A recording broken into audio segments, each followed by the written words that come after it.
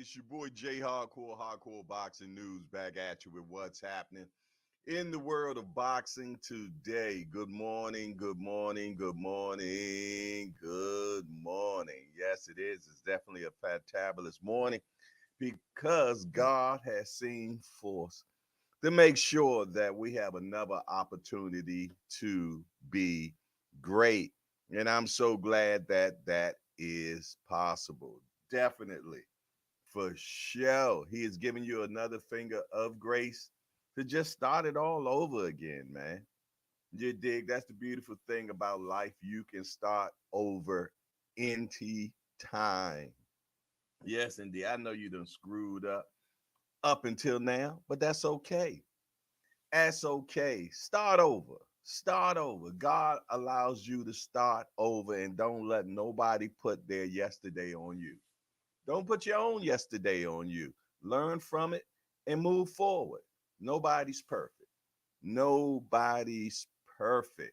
Trust and believe that. They got a Bible full of imperfected people, man. And they supposed to been the who's. You did? But you know, that's enough with that, man. It's just good to be here this morning and be another day in the hangout. Another day in the hangout, man, with like-minded people like thyself. Who the first person in the building, though? We got Showtime, the guy in the building. He said, "Good morning, hardcore. Good morning, everybody in the hangout." Good morning to you, Showtime.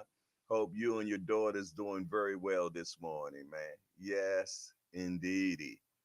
Benn in Boxing News is in the building. Yes, indeedy. My pharmaceutical brother. Yes, indeed. He always putting that good work in for show, man. Salute to you, my guy. He said, salute to the chat. And when and how did Conor Benn steroid ass become a commodity? I'm so confused. Hey, being in boxing news, I'm right there with you on that one, my brother. I have no clue, man, of what the hell is going on, man. When it started kicking off a couple of last week, I believe it was last week or a week and a half ago, I was so confused. I just didn't get no understanding of what in the hell is going on. Who is this Conor Ben guy? I mean, I know who he is. We all know who he is. But why is he a it or a thing now? Oh no, but we're gonna talk about it today. Trust and believe on that. The Boxing Menu podcast is in the building. Shout out to the Boxing Menu. He said, "Good morning to the Hangout." Back at you, my guy. Good morning. Mike Rhyme, that's always on time, is in the building. Good morning, Mike Rhymes. How that fishing exhibition go yesterday, man? I see you caught one. Was that the only one, or did you have multiples, my guy? And I ain't coming for you because trust and believe, I've been many fishing days where I came home with nada. So I know how it is, my brother. Yes, indeed. And was that a trout in your hand? I don't. I couldn't tell. Let me know what you caught yesterday, my brother.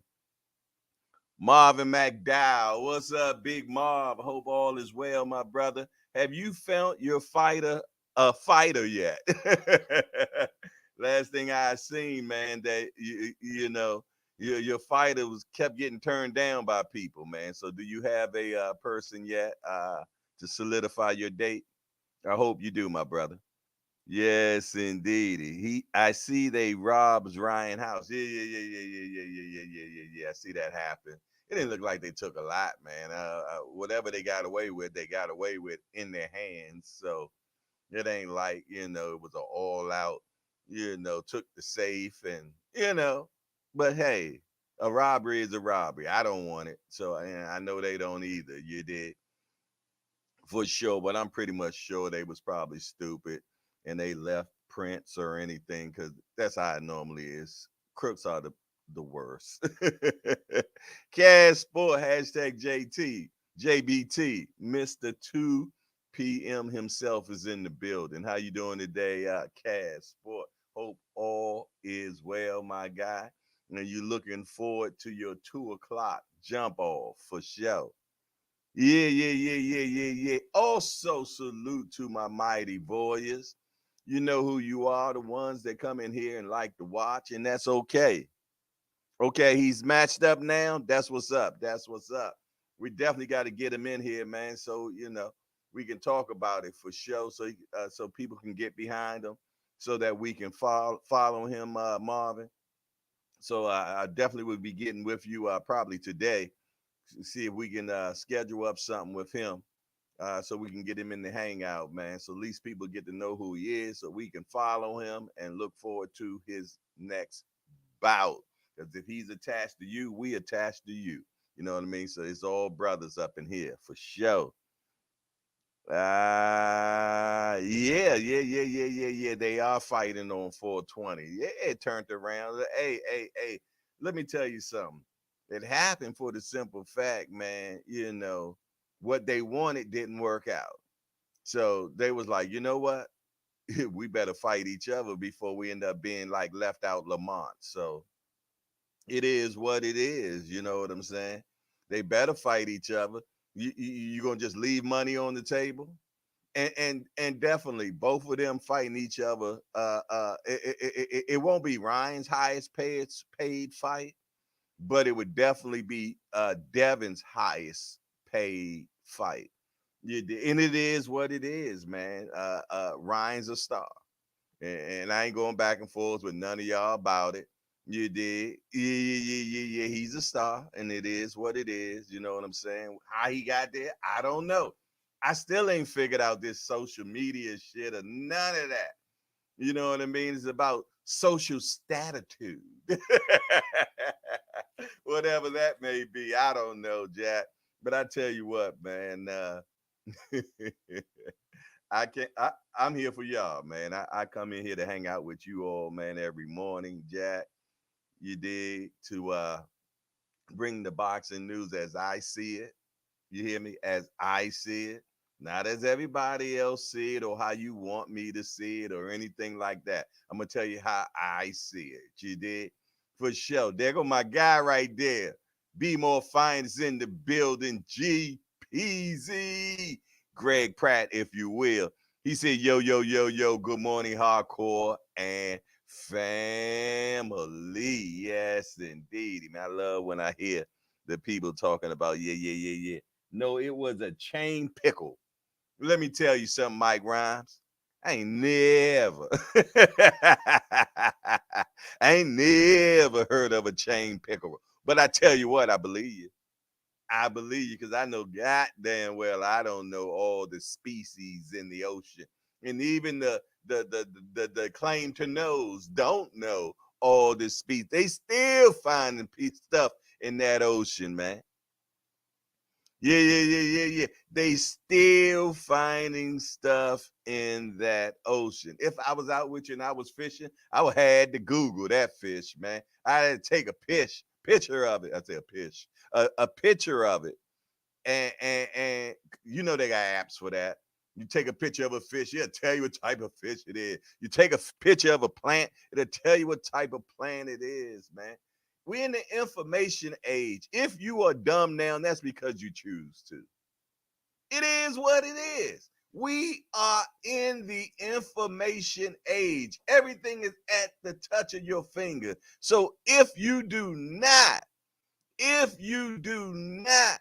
know something, you can find out about it. And if you don't, you're stupid. Simple as that, man. It's too much out here these days, man. Unless you have a learning ability, disability. Okay, there it is. And then I understand. I totally understand. But anything else is just sheer laziness. You just don't want to know. That's all. It's just sheer laziness, and you don't want to know. Joseph Supermax Rodriguez in the building. Supermax, what up, my guy? Yes, indeed. Yeah, I see that announcing thing is starting to fit you quite well, huh? I'm glad that you're enjoying and you're finding your niche, my guy. You're finding what you're here to do. At least one of the things. There's a few things we're here to do. The trust and believe they're intertwined together. You heard me. They're interwoven. Uh-huh. Yes, indeed. So, yeah, keep doing what you're doing, my guy, man. Get them 10,000 hours in. Get them 10,000 hours in. Something about they say when you got 10,000 hours in, man, you start knowing what you're doing. You start to know what you're doing. So, amen in the boom shagalaga to that. Me personally, I always say consistency cuts the tree down. Just keep doing it. You're going to get better from it because you're going to learn more about thyself. Just keep doing it. Keep whatever you into, whatever you like, whatever your passion. If it's your passion, you're going to do it anyway. You just going to do it. You know what I mean? And do it because you want to. Do it because it's service. Yeah. I know y'all don't like that dirty word. That dirty word, service. Yeah. That means when you're doing it for somebody else.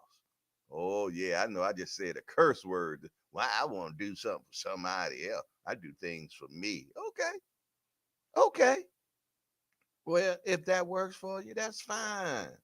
That's fine. But trust and believe, man. The way this whole thing was made for, it was made for service. Yeah, it is what it is. And you might learn it one day or you might don't. And it is okay. Like I said, it's just my opinion again. He said, "What do you think about Usher and Lisa?" You saw what Tank said, right?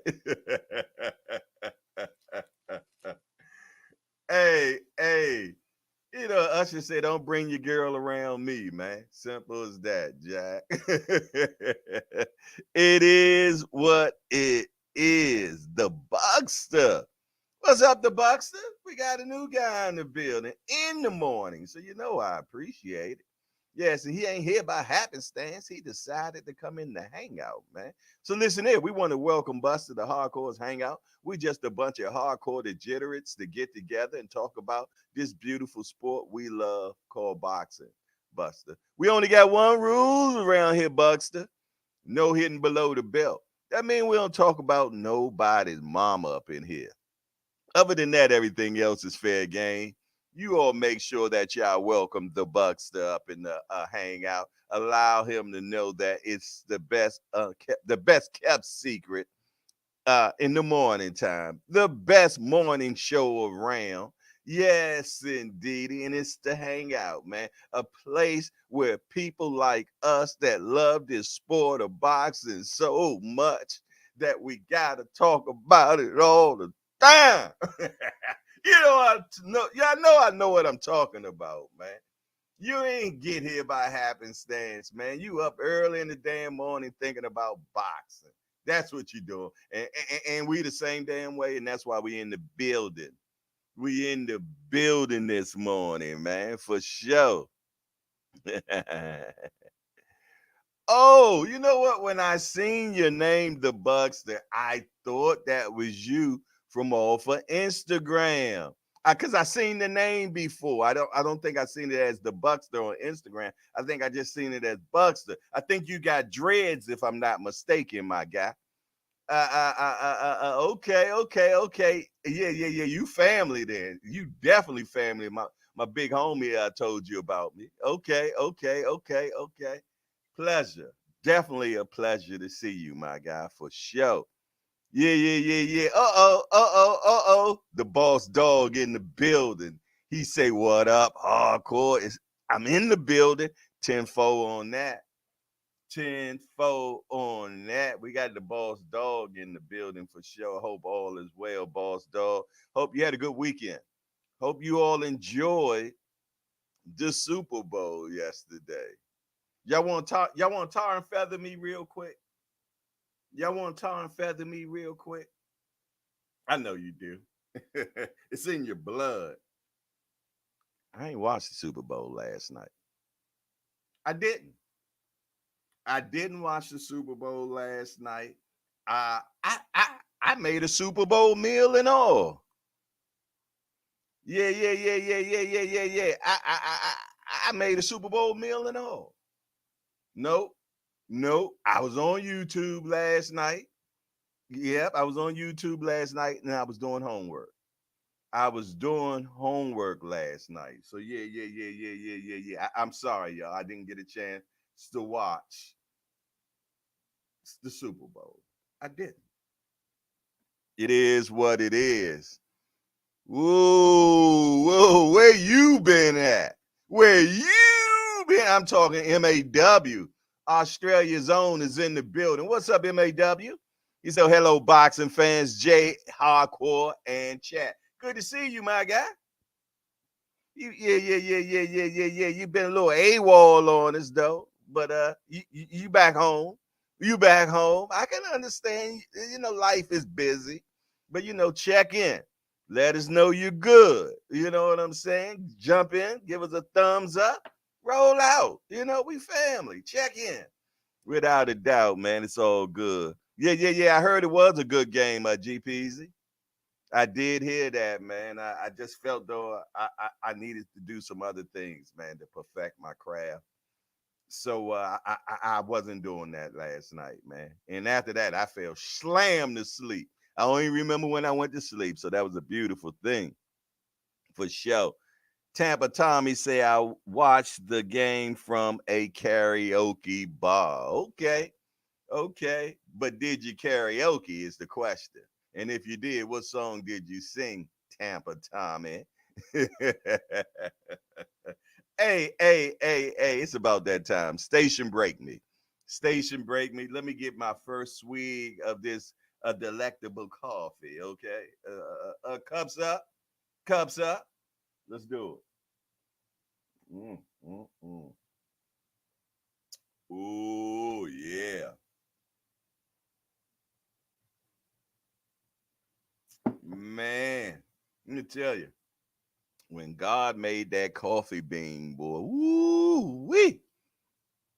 When God made that coffee bean, ooh wee, I ain't mad at you. Not at all. Woo. Yes, indeedy. For sure. Appreciate that, everybody with the cups up, man. Yes, indeedy. I got that chop full of nuts. That's the coffee I'm drinking today. Bold. Yeah. I've been hooked on it for a week now. You right. For sure. But yeah, man, Eddie Hearn said that he reached out to Gervonta Tank Davis and he actually sent him a offer. Yeah, he sent him an offer from what I understand. Yeah, he sent him an offer. And the offer, from what I understand now, Eddie didn't say this part though, but Conor Benn did. Conor Benn said that Eddie sent the offer between 10 and 15 million, and Tank said it tain't enough, brother. Yeah. You need to up your status. Yeah, for sure, man. Yeah. But then, Conor Ben comes sassy with it. Conor said, well, if it ain't enough, stop talking about it. Stop chatting your lips about it. Yeah, that's what he said to Tank, man. Through Twitter, though. You did? Yeah. But yeah, man, the conversation that Eddie was having was with Boxing Social, if I'm not mistaken. And Eddie was like, yeah, Tank's never satisfied. We're going to keep going back and forth, but you can make a lot of money. It's a nice purse. Blase, blase, blase. The interviewer that was interviewing him also asked, well, who else are you looking at? Hey, let me turn my fan on. I plan on cooking today, man. Yes, indeed. Yeah, get. Ooh, I didn't hit that button hard enough. There we go. Got cool the old boy down, man. Yeah. But yeah, he was like, butter. Y'all know I just lost my damn train of thought. Soon as I pushed that damn fan button, man, I forgot. I know I was talking about Eddie, but y'all know I say talk to me quick before I forget, because y'all know I will forget. See, I can't even say the damn word, forget quick. But yeah, I know I was talking about Eddie, and Eddie was talking about Tank not saying that it was enough money, this, that, and the other, and they was talking about Eddie saying that there's other people they are looking at. As you know, the fight they really want to make is the Chris Eubank Jr. They want to do the Chris Eubank Jr. fight. You know what I mean? They, because you got the daddy thing and all that good thing. They almost made it happen. Your boy Conor got popped, yada yada yada. Now he's supposed to be able to fight again in the UK. That's the understanding I get from it, but I could be wrong. That's what I get. That's been out there. Not to say it's true. I don't know. They said that the UK said he okay, but it's one board that's not giving approval. Okay. But so yeah, Eddie has also named Barrios as well. Barrios hot now. Everybody want to rock with Barrios, man. Yeah. Yes, indeedy, man. So shout out to Barrios. But I really think we're going to get a Barrios and Boots fight. Yeah. Because the Aztec Warrior, he'll fight Boots. He'll fight Boots. I don't think it's going to be anything nice. I seen Barrios against Keith Thurman. You degenerates seen Keith Thurman against Barrios as well. And you seen how Barrios looked after the fight. He looked like them cartoons, the avatars. Yeah, with the real flat nose. Yeah, I think Keith definitely broke his nose. That's an understatement. The joint, his nose was like that. That's how his nose was looking, man. His nose, it was like that, man. and that's what a vet did to him. You did. We ain't talking about a young scrap youngster, man, that put hands and feet on you, man. Yes, indeed. So, yeah, I likes Barrios. What is it not to like? You did, good kid. You did. Don't turn down no fights, man. But let me tell you something. That kid up north, I'm talking hour and 15 minutes from me. Yeah. Named Boots. Okay. All right. Remo is in the building. What up, Remo? Good to see you, brother. Always a pleasure to see the young Don in the building, man. Yeah. The Prince of Brooklyn is in here, man. Let's talk fashion. RichThreads.com. Have you been there? Have you seen Let's Talk Fashion? Have you subscribed to the damn channel yet? Them the questions I'm asking you right now. Yes, indeed. I'm talking about a black designer. You heard me. A black designer. Man, check them out, man. Tell them Hardcore sent you for sure. What else y'all in here talking about, man? Y'all always talking about some. GPZ say Conor versus Barrios would be good. I'm gonna be truthfully honest. He'll do a better chance with Conor than he will with the boot, man, for sure.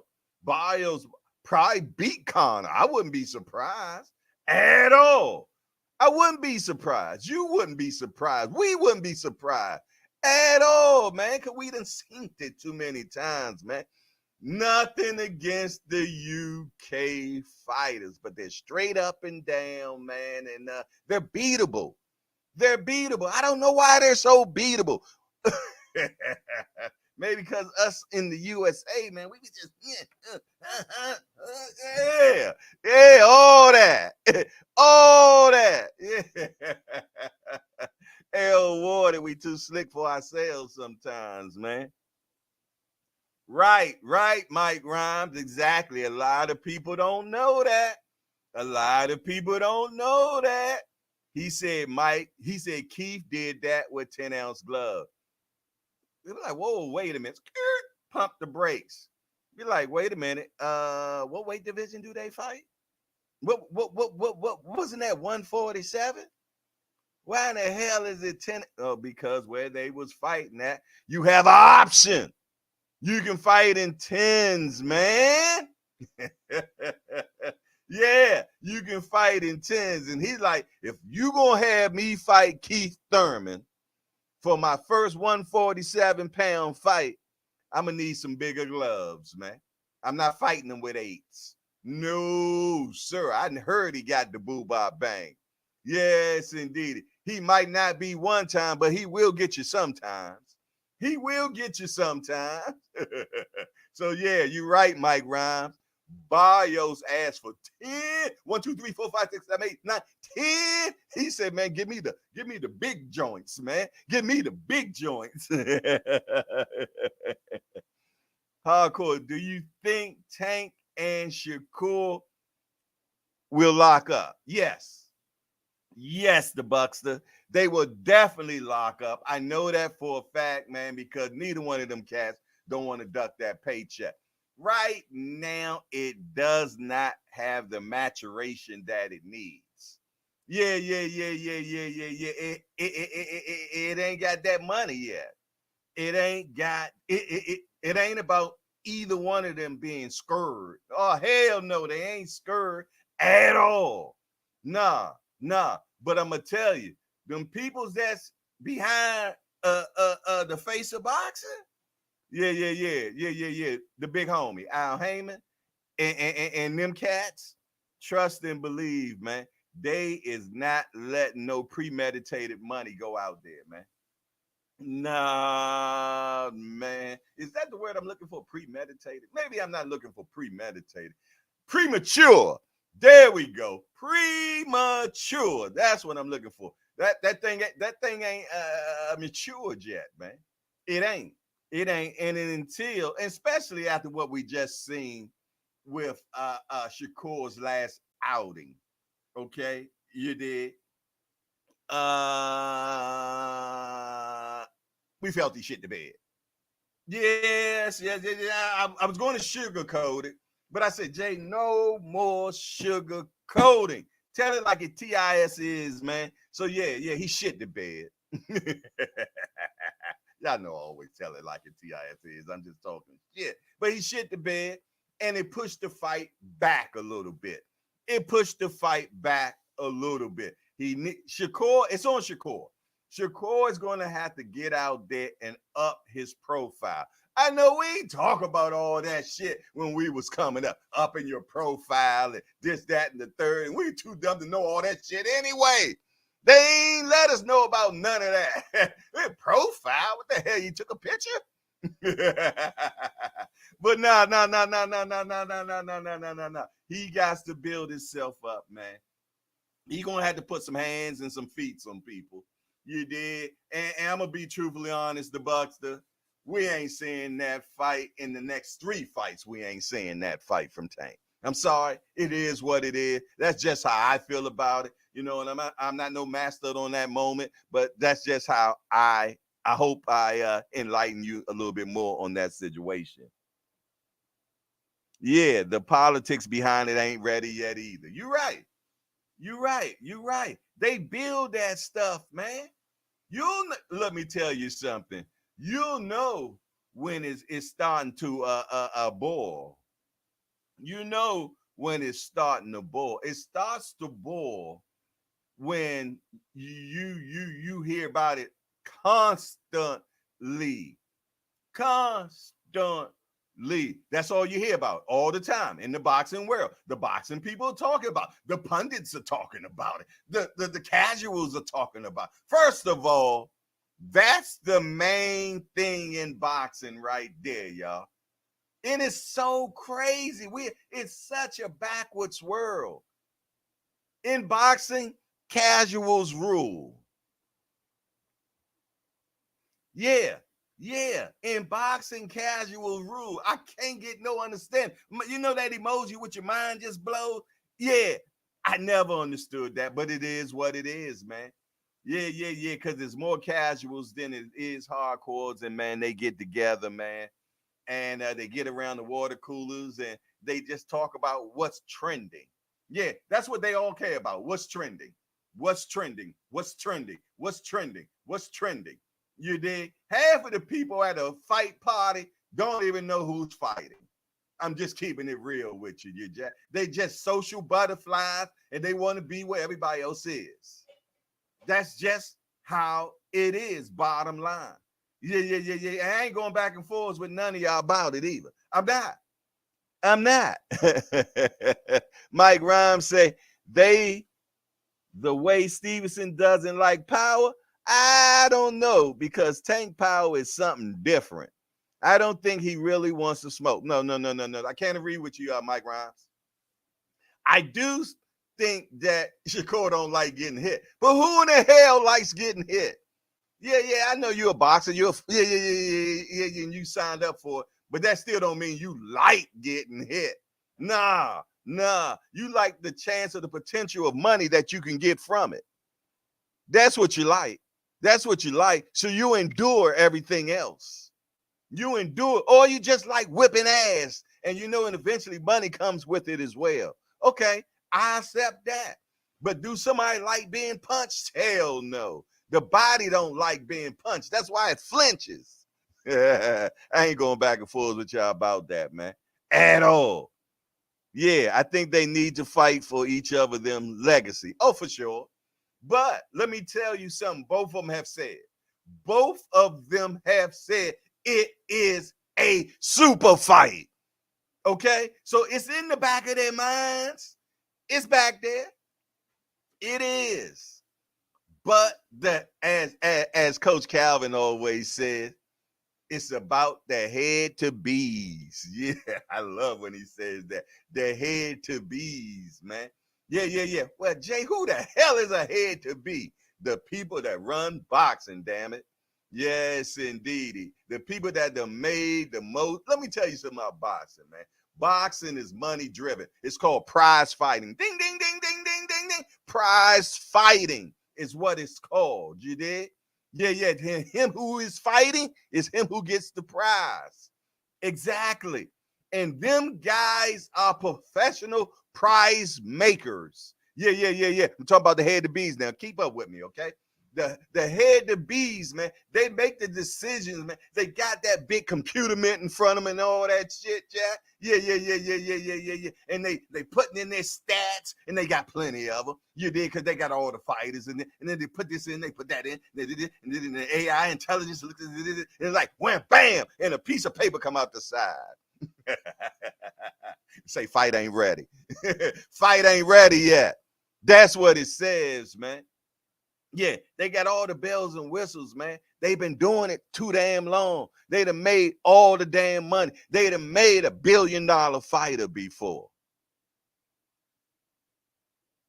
Oh, nah, y'all just a bunch of tankaholics and everybody like who they like. Don't get mad at me because I like Tank. I like Shakur too. I like Tank more than Shakur, but I like them both. I like Devin also. I like Ryan too. Yeah, I like some. Yeah, I do. I'm a boxing degenerate. I love I used to watch my kids fight, man. You think I ain't gonna watch two people I don't know fight? Hell yeah, I will. Yes, indeed. But nah, man. Until and I always say it all the time. I say it all the time, man. Until that thing mature, it ain't happening. You can talk until you blue in the Mickey Flicky face. I don't care. It ain't about what you want. I mean, it is, but it ain't. Yeah, I know. That's crazy, right? It is, but it ain't. It is what it ain't, but because of this, they know their job better than you. I know you feel, though, that, you've been watching boxing for the last 45 years like me. Yeah. For the last 45 years like me. I think I'm a little bit more than that, though. and we think we know some shit. But how many in here in the hangout right now? How many here in the hangout right now been in the room with Al Heyman, Leonard Ellaby, Eddie Hearns, Bob Burns, Oscar De La Hoya, while they're negotiating a fight? I wait. Please, somebody give me the hands up like this emoji. Because if you have, I want to put you on the panel right now. I want to put you in the panel right now. If you've been in the room with any of them guys while they've been negotiating for a fight, I'll wait. I won't wait too long. I'm going to stop waiting because I know ain't none of y'all been in that room. I'm going to be honest. That's how I feel in my heart, that none of y'all have been in that room. None of y'all. And me either. We ain't been privy to that room at all. But they know what the hell they doing. You ain't senior. Who you been in the room with? You been in the room with Al Heyman? No. I ain't gonna go there. Put it in the chat then. Tell me who you been in the room with, senior. While they were negotiating, I'm talking Al Heyman, Oscar De La Hoya, Bob Burns, Eddie Hearns. Yeah. Or any top promoter, and you was in the room with them. GP says capping. That's your little homie too. He should know when you're capping. He around you enough. Yeah.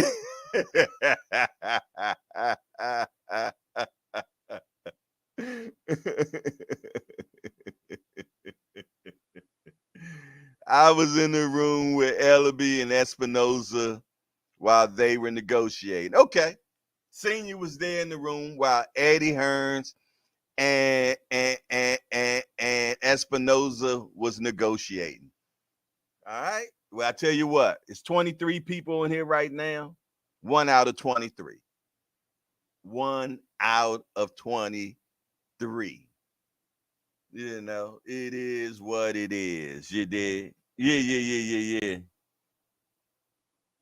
Right, Ma. We all just assuming and trying to use logic to guesstimate. That's strong shit right there. All things at peace and blessings. Fam, smash the like button. What's up, all things? Good to see you. Good to see you.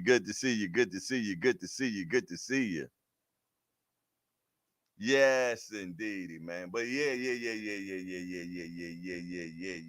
man. So yeah, man, we gonna get all the fights that we supposed to get when it's time. It's time, man. Cause let me tell you something, man. When these head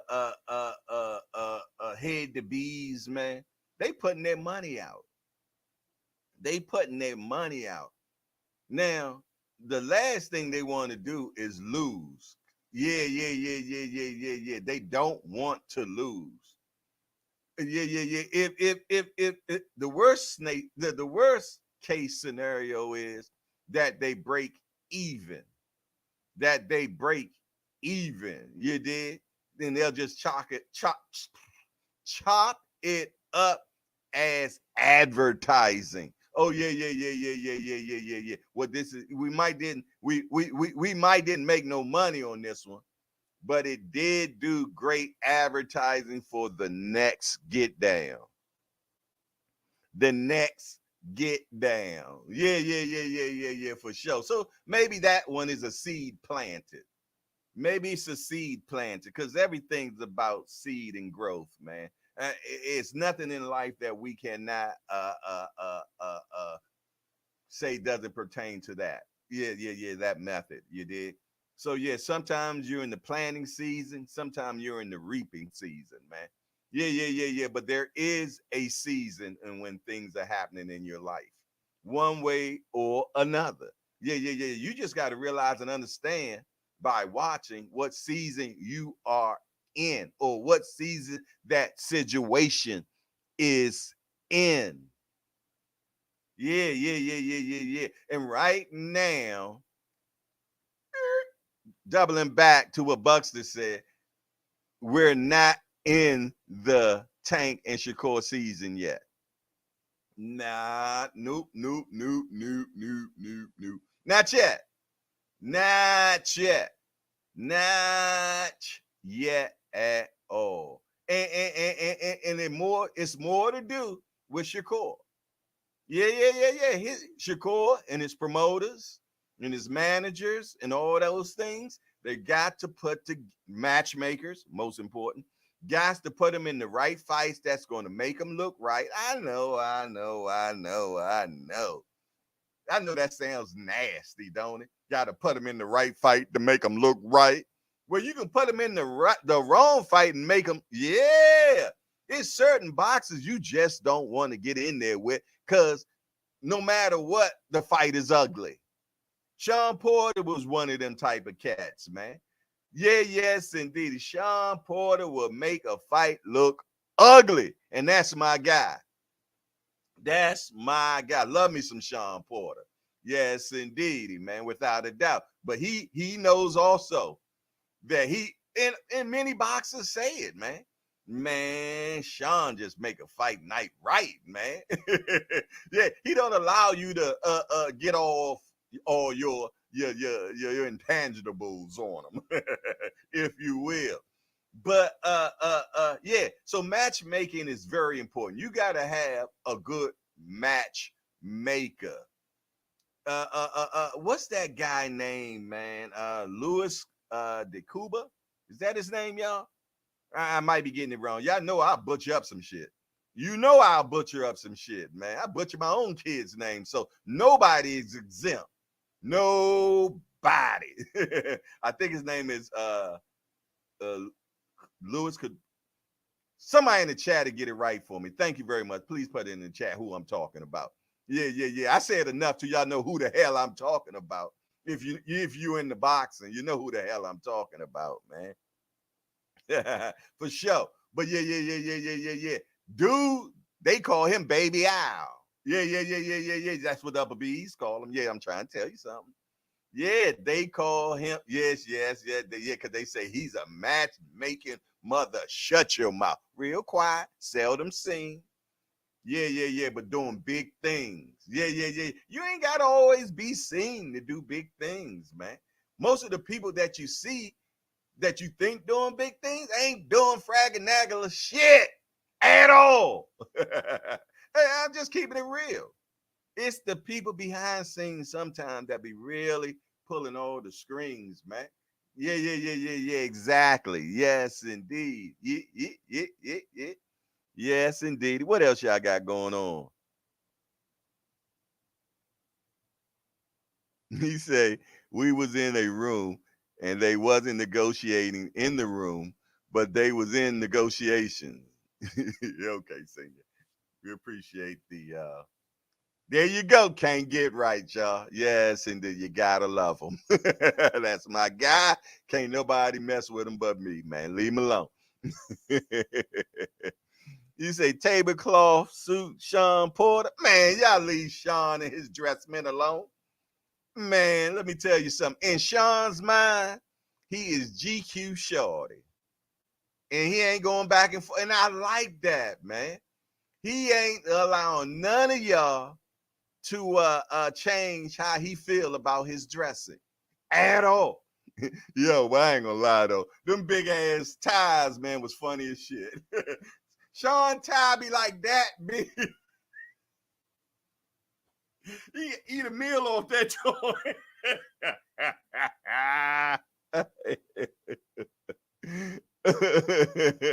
Yeah, right, Buxton. He ain't gonna let you look good in the ring at all. And it's a few. Hey, Emmanuel Augustus. Remember him? Yeah. Some of y'all older cats know who I'm talking about, and some of y'all students of the game know who I'm talking about, man. Yeah, Emmanuel Augusta, the real drunken boxer, man. Drunken fighter, whatever you want to call him, man. Yes, indeedy, man. Floyd said it was the hardest fight he ever had because the man, Emmanuel Gustus, would make you miss, shawty. Will make you miss, shawty. What can't get right say? Who the better dresser, Sean Porter or Jay? Sean Porter for sure. Sean Porter for sure. Moving on. There you go, Gage. Seeing you some more time, y'all. All right. It's late here, gang. If I go quiet, it means I likely fell asleep and pummeling out disease. I keep forgetting, man. I know you're in Australia, but that does come with a big time difference. You're down under, son. Hey, Mo, good to see you, though, my brother. I appreciate you. Hey, don't make it as long as it was the last time, man. Hey, shut up, Remo. Yeah, for sure. For sure. What it is. There she is. One of the queens of the hangout is in the building, y'all. Mama Do. How you doing, Mama Do? First thing we must know. It ain't about you right now. How baby Do doing? Hope he's feeling well. Hope things are getting better. I know they're gonna get better, man, because we got them prayer warriors on them. Yes, indeed. And the chief physician is on the job, and y'all know who that is. Jesus Christ of my life. You dig? Yeah.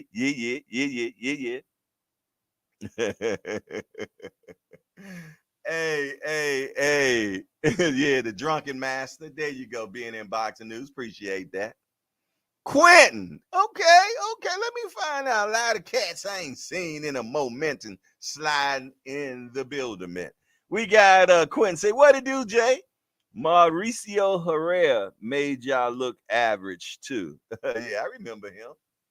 Didn't he was the one that fought Danny Garcia in Puerto Rico and made him look bad, right? Yeah. Mauricio Herrera. Yeah, I remember him, man. Matter of fact, him and I was DNM, man. I got to get him in here. He's getting better. Thanks. Yeah, that's what we talking about. Aunt McQueen in the building, y'all. Break down shorty, if you will. Yes, indeed. I'm talking a student of the game, and I love to see the young fellas, man, that bear down and get past that first level and that second level of this game that we love so much called boxing. You did? Yeah. Some of us degenerates, man, we just started going just too deep, learning too much. Yes, indeed. But it's all love, man. And let me tell you something. When you're learning and you're giving it away, that's the beautiful thing. When you're learning and you're hoarding it, it ain't no good. Yeah. It's no good. It just withers away like a brown leaf. Yeah. But when you studying to make thyself approved, and then you give it away so freely, yeah, for others to learn. Oh, yeah. Yes, indeed. That's when more downloads come to you. Yeah. That's when more downloads come to you. What time is it? Man, why ain't nobody let me know, man? I done passed the time it is for what's happening in the world of boxing today. We know we got to get our news shot on. Yes, indeed. All at one. Wait a minute. Give me a second. Calm down. Goodness gracious, boy. Y'all wasn't even thinking about news at first. Now everybody want to know what the hell is going on in the world of boxing today. Well, let's find out. First one on the news feed 17 minutes ago, hot off the press. Maybe y'all like some of the first to hear it. Matter of fact, I know you are, because we the 8 o'clock in the morning shot. You dig? Some people ain't got the crustaments out their eyes yet. You dig? Let me check mine. Am I good? Am I okay? Because I know sometimes I be crusty. And y'all don't even be letting me know, man. That's that serious crust. When you wash it away and everything, and it light, and it look like it's gone, but when it dries back up, it's still a little white there. Y'all know what I'm talking about. Oh, it's just me, huh? Yeah, okay, whatever. Berlanga promised to KO Munguia in Fight of the Year. I really want that fight. Okay, Berlanga, whatever you do, don't bite him. Don't bite him. Hearn says Gervonta Davis versus Conor Benn will have to land at 147. See, I just love how all these people dictate to what's going to happen when you're not the A side. Where do they do that at? The A side tells what it's going to be. If you want to get that checky, if you want to get that checky. Yeah. So I just felt that that's always so amusing. Yeah. Okay. That's so cute. That's so cute. Yes, indeed. Sometimes, well, I'm going to leave that alone. We'll talk about that later. Keyshawn Davis say, I am one of the best at 135. I can't argue with you, Keyshawn. I or Mama Do cannot argue with you. I gotta get Keyshawn in here, man. I hit Bomac up I think yesterday, so he'll be hitting me up soon. I gotta keep hitting Bomac because he's a busy dude. He's a busy dude, man. Yeah. Most of the millionaires are. Most of the millionaires are. Oh yeah, Bomac millionaire too. Don't think that he ain't now. Oh, don't think that he ain't. He is. He is. Trust and believe. And if he ain't, he damn near close and will be. How about that? Yeah. But I'm definitely gonna be talking to Bomac this week, and I'm claiming it. I'm speaking it into the existence. We will have Keyshawn Davis in the hangout. Yeah. We will. For sure. I ain't tripping. I ain't putting no date on it, but I'm letting you know it's gonna happen. Yes, indeed. I'm a King's kid. Things just work out for me. It's just how it is, man. Fabio Waterly on clock. There are a lot of miles on the clock. He isn't a young man anymore. Okay. Well, put him out in the pastures, man. That's just boxing 101, man. Yeah. The old guys stay around too long. Beat him up, get him out. Beat him up, get him out. It is what it is, man. Fury promoters feel Usys crybabies to referees when caught to the body. Oh, I like how that. Y'all see what's happening right there, right? Yeah. That's directly to the refs saying, I'm reverse engineering this. They're saying, we want y'all not to keep listening to the crying of Usys because Tyson plans on going to his body all night long. Yeah. They planting seeds, y'all. They planting seeds, man. Yeah. And look. It's gonna be some more. It's gonna be some more in the back room. Cause when in the back room when the ref come talk to you and give you all the rules, the breakdowns, this, that, and the third, this, that, they're gonna talk to him one more time too. They're gonna talk to him one more time. They're like, hey, ref. He be wearing his shorts up to here, man. Come on, man. We gotta do better than that, man. Come on, man. You gotta be looking at that, man. Yeah. And he gonna be crying a lot too. He gonna be crying a lot. Come, man. I hope you don't fall for this. Yeah. They planting seeds, man. Arterial motives. You know what the hell I'm talking about, man. All right, moving on, man. Arsley Iglesias versus Marcelio Cosarius added to Butler Rose card on March 7th. You know what I done found out about boxing? Station break me, please.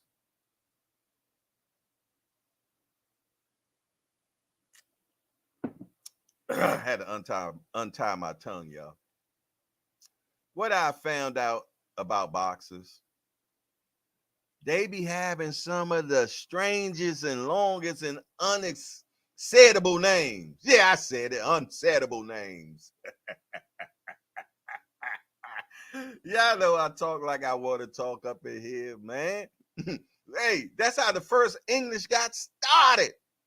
Yeah, somebody just started yapping. He's like, I'm gonna put that down. After he learned how to write, I'm gonna write. And these are the words. Yeah. And y'all look at me when I say crazy shit. Hey, hey. It wasn't crazy for the first person that said it. Nah, y'all just agreed with it. And we just rolled with it and called it English. Well, this is mine. So get down or lay down. I don't care how you do it, man. I'm gonna talk the way I want. You dig? Hey, hold on. Okay, we ain't finished yet. We ain't finished yet. Hold it. Hold on, I missed my page, y'all. All right. Where was we at? Okay. We did that one. We did that. We did that too. Okay. Canelo Alvarez, ears perk up. Canelo Alvarez to make important announcement about his career this Tuesday on AT Aztec, Azteca or Aztec. They got an A on this one. TV. Y'all heard that? I want y'all to govern yourselves accordingly. Canelo Alvarez is to make important announcement about his career tomorrow. Yeah, I know it didn't say tomorrow, but Tuesday is tomorrow, right? I know y'all say tomorrow is just another day away, so it never actually. I ain't messing with y'all. Hey, we gonna be on top of that tomorrow. Yeah. See what that important announcement is. An important announcement about his career. Let me start the narrative. Is Canelo about to retire? Is he going to tell us he's never going to fight Benavidez? Is he going to do that Sugar Ray Leonard on us? Some of y'all old timers up in here, y'all know what I'm talking about. And some of y'all deep YouTube historians know what I'm talking about. When Sugar Ray Leonard was letting us know about what was next in his career. Man, it was a big event, cameras everywhere. Yeah, all that red carpet, this, that, and the third.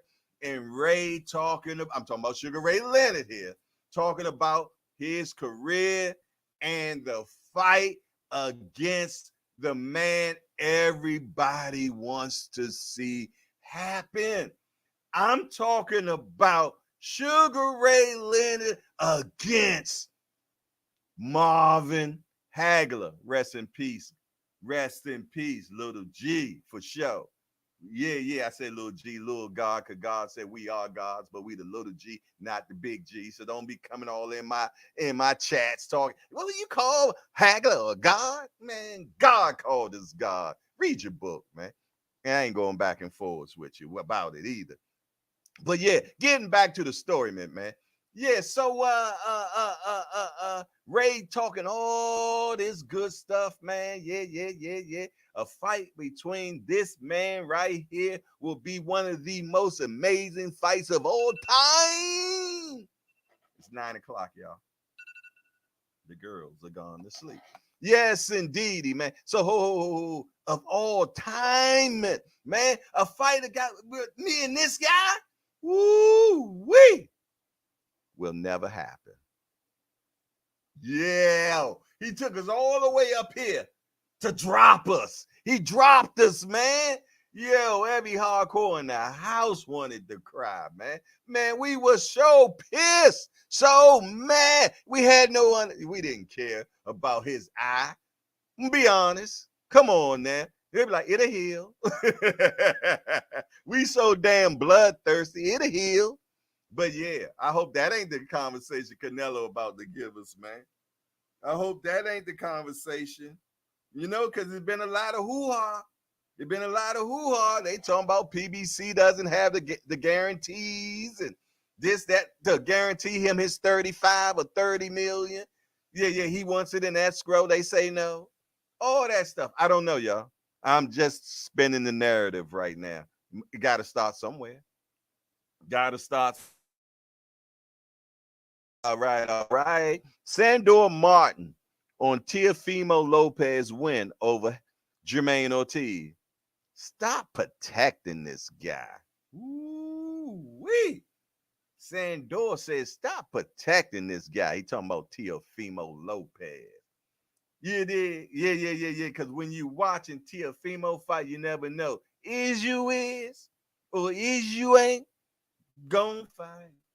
Baby, is there somebody? I ain't gonna do it. Y'all know I get silly in the morning. Ryan Garcia reacts to making Devin Haney fight.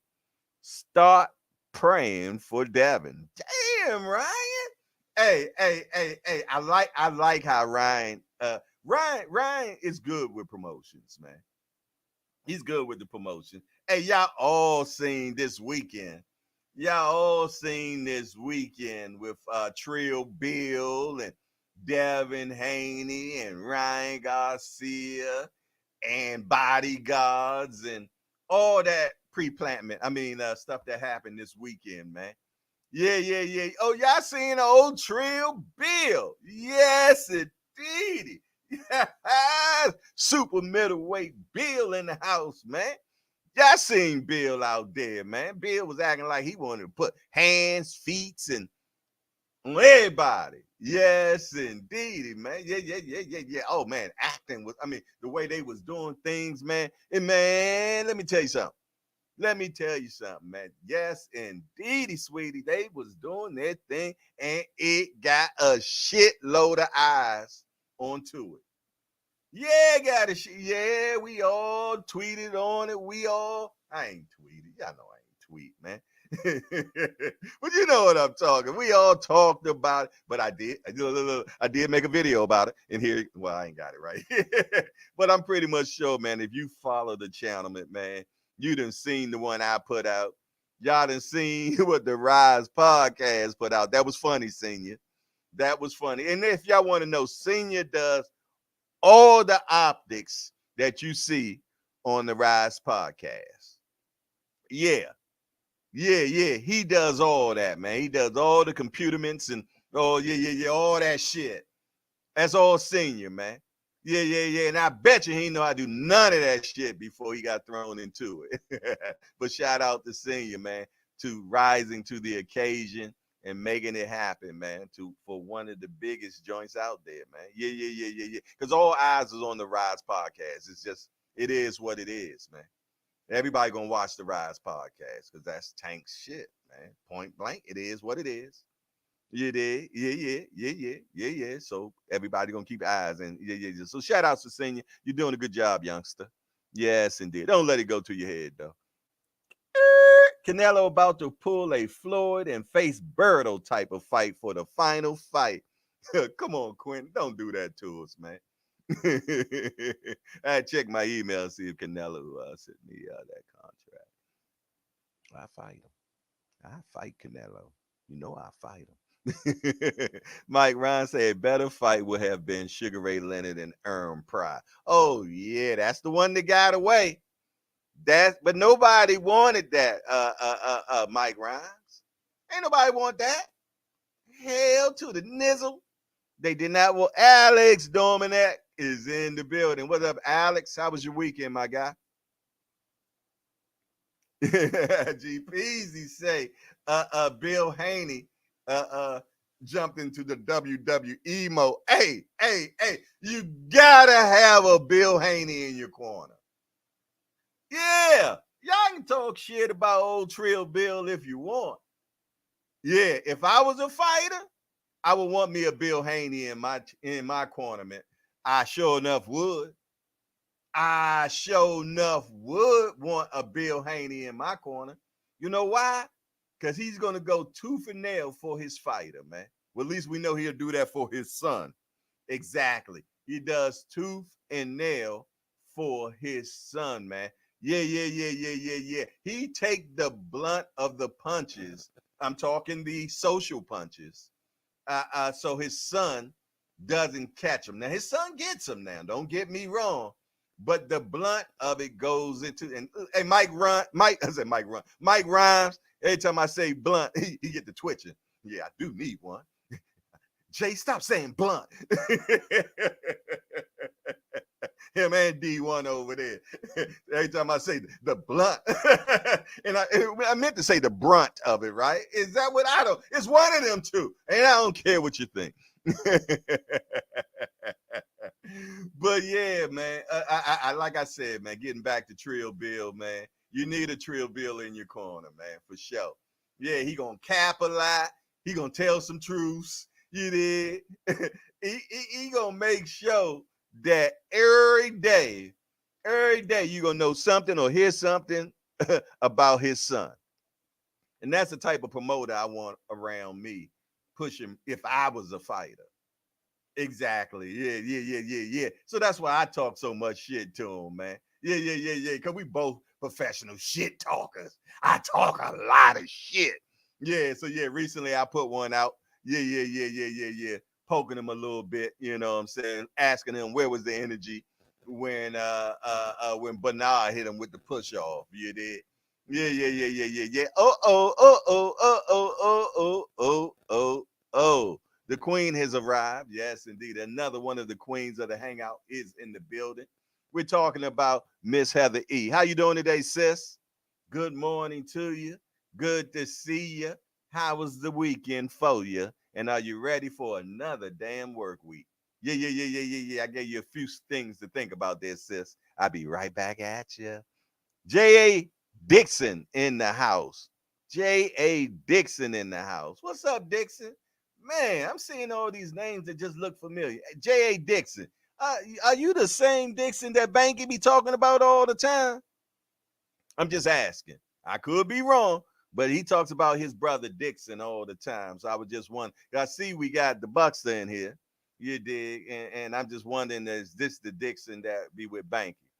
But nevertheless, I want to welcome J.A. Dixon to Hardcore's Hangout. Hey, Dixon, we just a bunch of hardcore degenerates to get together and talk about this beautiful sport we love called boxing. We got only one rule around here, Dixon. No hitting below the belt. That means we don't talk about nobody mama up in here. Other than that, everything else is fair game. And we want to welcome Dixon to the Hangout. He said, nah, that's not me. It don't make a difference. We still welcome J.A. Dixon into the Hangout for sure. We appreciate you being in here. And his first chat is, when all that WWE goofyish going to translate to popularity and dollars eventually. We hope, Dixon. Great question, man. Great question. Let me tell you something. I'm going to tell you what would have made Devin Haney pop. Station, break me, please.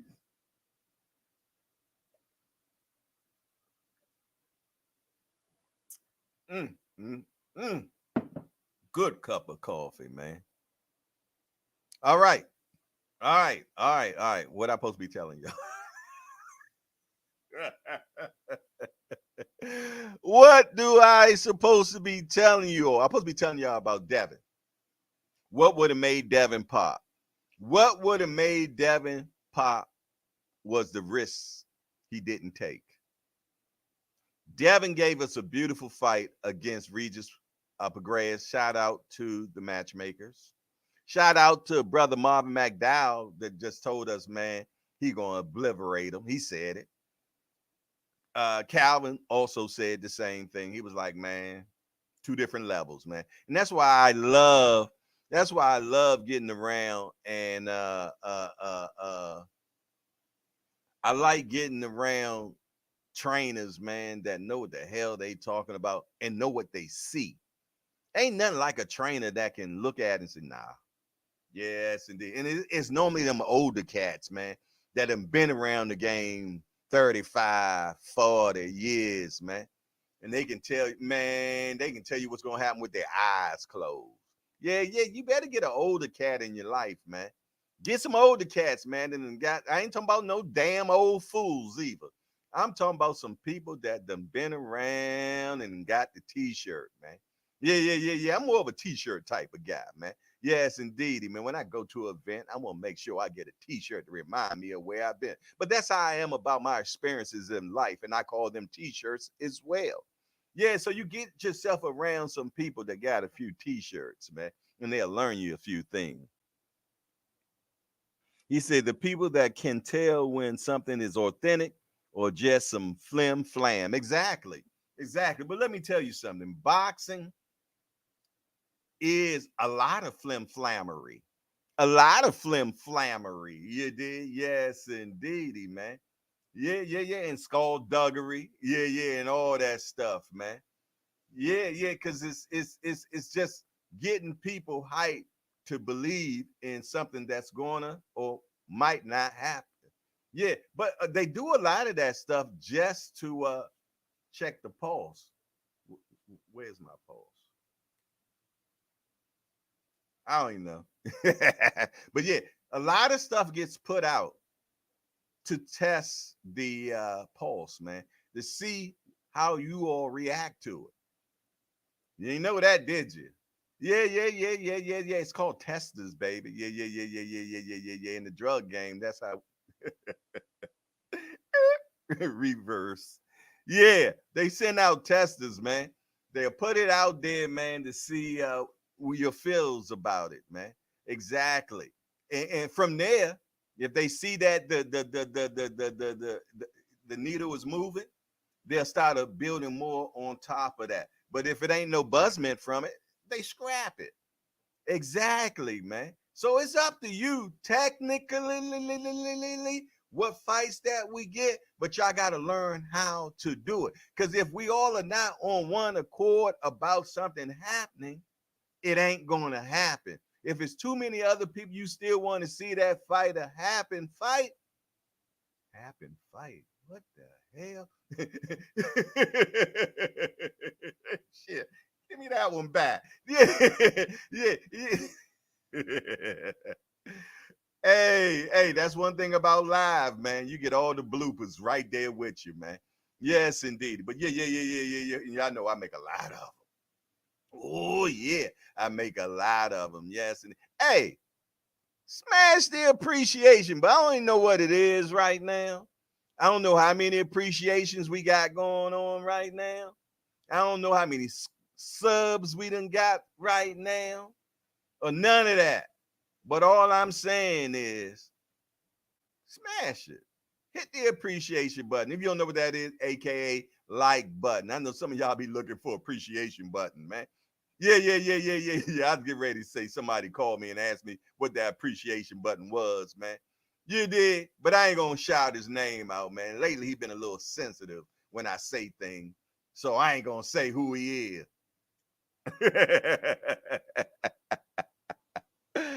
Hey, yeah, but yeah, yeah, yeah, yeah, yeah, yeah, yeah. What D1 got? Oh, angry white man is in the building.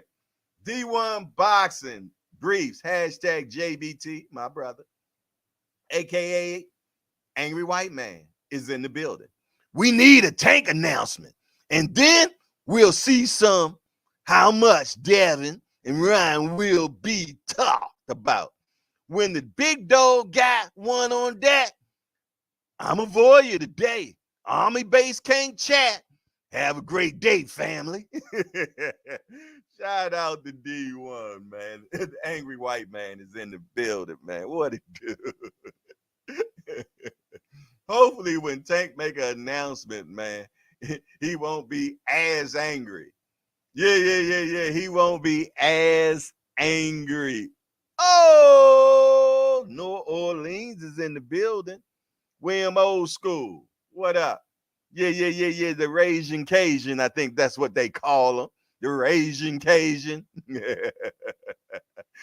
look, look. We got the angry white man and the Raging Cajun. Oh man, what's going on with all this Caucasian raging? What's going on with all that, man? What are all y'all white guys being so angry about? I can say that to them. They my brothers, Jack. Yes, indeed. Yeah, yeah, yeah, yeah, yeah, yeah, yeah, yeah, yeah, yeah, yeah, yeah, yeah, yeah, yeah, yeah. What else going on, y'all? Yes, indeedy, man. Y'all done had me just on just yeah, I came out the gate fast, didn't I? I did. I did, man. I had yeah. Yes, indeedy. William Old School say J.A. Dixon, salute to you, my guy. Yes, indeed. I love seeing new people in the building, man. I do. I do, man. They are the most important people in the hangout. Y'all haven't heard me say that in a long time. It was something I always said when we first started the hangout. The most important person is the new guy, man. And I still believe that. Trust and believe I do, because that's the only way that we grow. One new person after another. You did? Uh, it was something that I been really twiddling in my fingers about, and I've been doing a lot of research on it and everything, and more is about just making this channel better, man, because that's what it's all about. He say Tim Layton say hell raising Caucasian.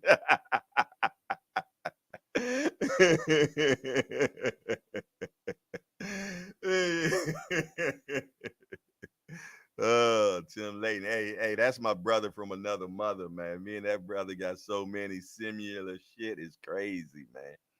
Yeah, for sure. But yeah, man, it's a lot of things I've been, cause y'all know I always talk about upward mobility.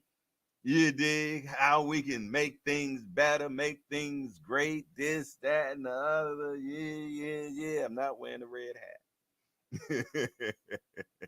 Yeah, but for sure, man. One thing that people on YouTube talk about all the time, everywhere you go, this, that, and the third, and it's about views and subscriptions.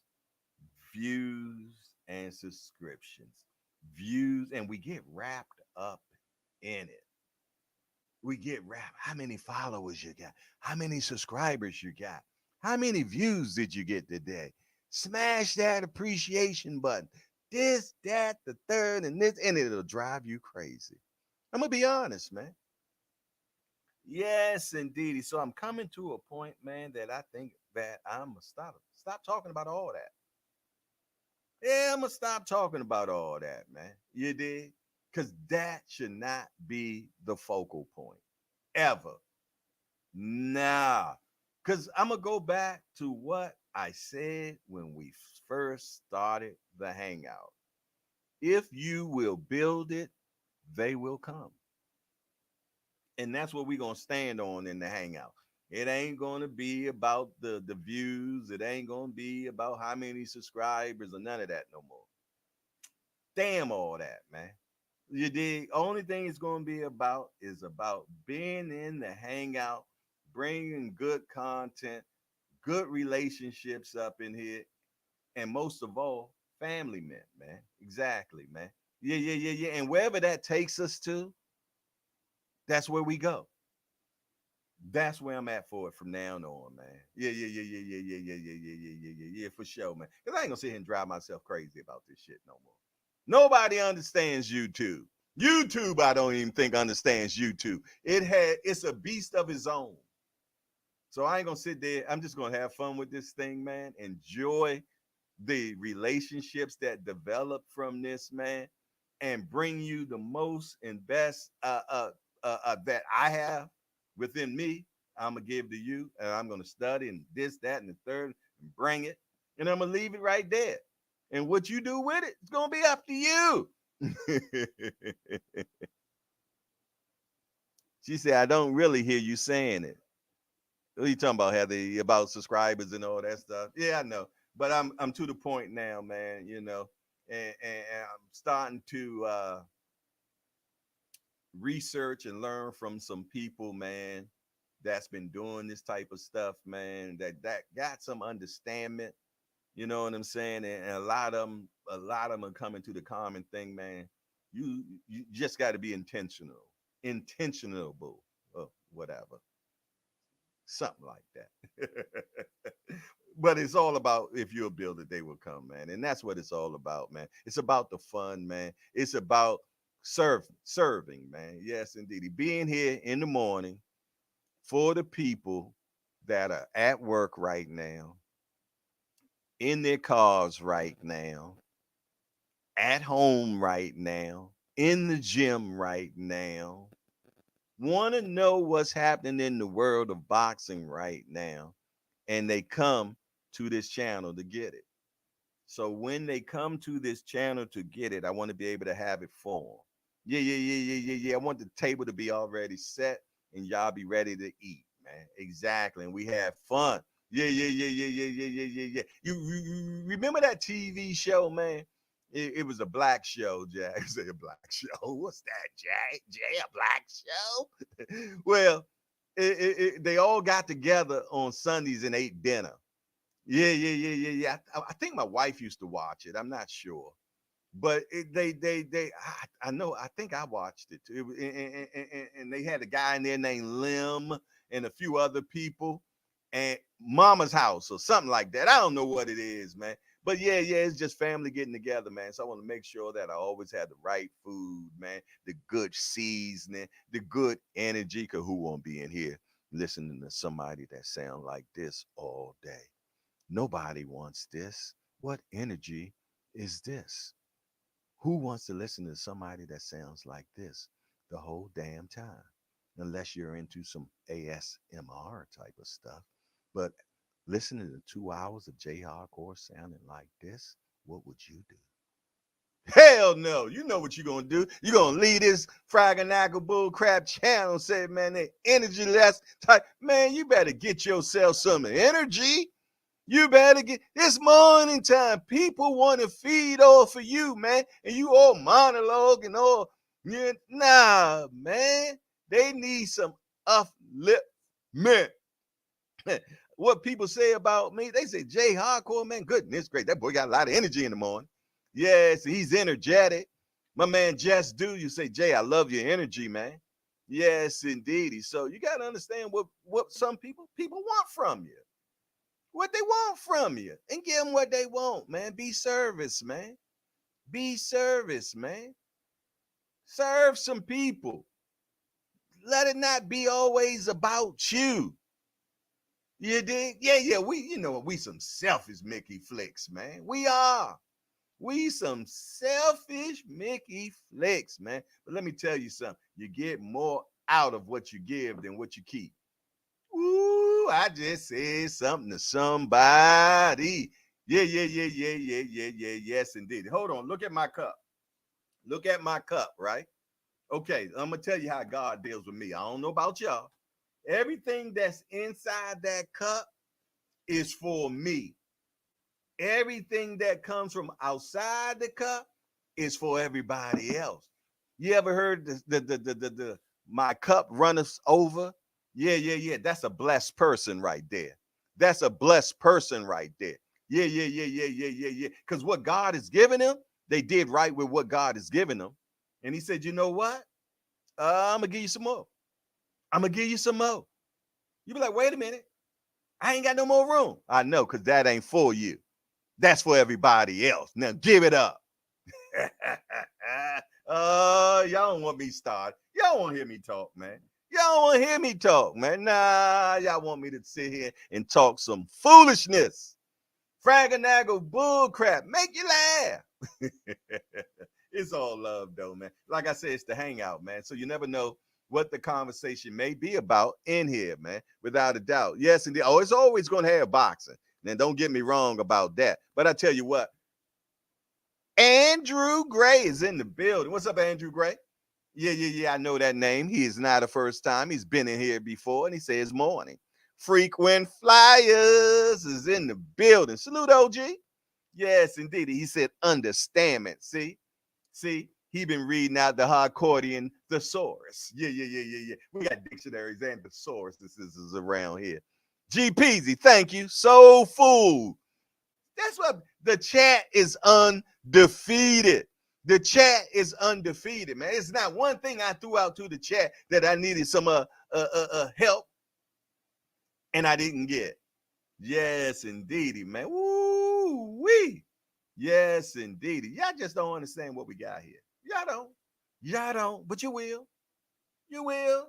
You will, man. See, because I'm gonna tell you one thing. I'm not here for the moment. I'm not. I'm here for the long haul. Yes, indeed. I'm planning on being furniture on YouTube. Yeah. I plan on being furniture on YouTube. Yes, indeedy, man. This old cat gonna sit in here in the hangout and talk about boxing and whatever else he want to talk about for that hour or two that he's in here every day, except Saturdays. Yeah. Cause so I said daddy. Yeah, cause y'all know that's who he is. But I can only call him daddy when I'm by myself. But yes, indeedy, man. He has just blessed me, man. He has blessed me so much, man. And I just thank him. I thanks him. But yeah, man, I'm gonna be in here, man, until he turn the lights out, man. He's gonna have to turn the lights out because this is what I enjoy. This is a passion, man. And do you know how long to find out what you really want to do in life? Some people get it quick. I had an uncle. Well, not had, he's still my uncle. He's younger than me, though. He's 3 years younger than me. He's my grandmama's menopause baby. Yeah. That's what we called them. The menopause baby, because she had him in her 40s.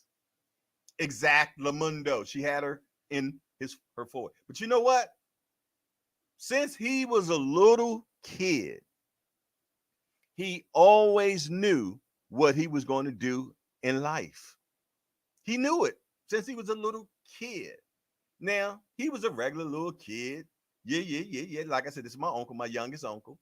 3 years younger than me. But he always knew what he was going to do. He always played with trucks, Amalam, well, not Amalams. What's the longer thing? Fire trucks, all types of trucks, this, that, and other. But what word am I looking for? Fascination was for 18 wheelers. He loved 18 wheelers. And let me tell you something. The highlight of his time coming up as a kid, we grew up in DC, 14th and W, Washington, D.C., 14th and W. Yeah, pimps and hoes. Yes, indeed. That's what was on our street. And drugs. Yes, indeed. 14th and W. Yeah. It's been gentrified down. There's $1 million properties now. We lived in 1427 and a half W Street. They called our house a house. Yeah, we were poor. Yeah. 1427 and a half. How many addresses got a half in it, man? I was destined to go to a halfway house, man. But yeah. Yeah. But we lived at 1427 and a half W Street, man. It was a half a house, man. Yeah. We lived upstairs in the house, and there was some people who lived downstairs in the house. They turned it into an apartment, actually. But from the outside, it looked like a home. Why am I telling y'all all that? Okay, getting back to Uncle Walt, right? Right. I ain't never say his name, but that's his name, Walt. You did. He always knew what he was going to be, man. He knew he was going to be a truck driver. You did. When we used to go on trips, and that's the reason why I told you about W Street. We used to leave W Street and go to Virginia. I know Senior gonna like this. Yeah, we used to go to Virginia. Right. Tappahannock, Virginia. Some of y'all might be familiar with Tappahannock, Virginia. It feels familiar to you. You heard the name before. The reason why you heard the name before is because of Chris Brown. Chris Brown put Tappahannock on the map. Yeah. And that's the country. Deep country. For sure. Yes, indeed, man. Speaking of Chris Brown, he is my cousin. Never met him a day in my life, but yeah, he is my cousin. You know how it is in the country. Everybody cousins. But he is our cousin. Legally. Yeah. But yeah. So we used to drive down there all the time, man. And while we were in my granddaddy's station wagon, man, because in the station wagon, when you was a kid, you want to be all the way in the back. You want to be all the way in the back, Jack, because that was fun. It was more room and you had no seats. We would put a blanket down in the station wagon and we'll look out that back window, man. And while we looking out that back window, man, my Uncle Walt, He couldn't wait for an 18-wheeler to ride by. You know why? So he can do this. Now, some of y'all might not know what that is. Boss Dog can tell you what it is right now. Now, a lot of y'all of us probably will as well. That's telling the truck driver to hit his horn. Because in the 18-wheeler, the horn was right here. It was like a string. And they grabbed that string and went, yeah. And he got so much fulfillment from that. You know, and I played along with it because I didn't give a damn about an 18-wheeler. But he could tell you everything. He was the Forrest Gump of 18-wheelers, man. I kid you not. He could tell you everything. Oh, he said, see, that's a Kenworth right there. Yeah. And that right there, that's a freight bill. Yeah. And that right there, that's a Volvo. Yeah. He knew all that. He said you could tell a difference between a Kenworth from a freight, whatever that thing is, because of the nose. Because one of the noses is a longer.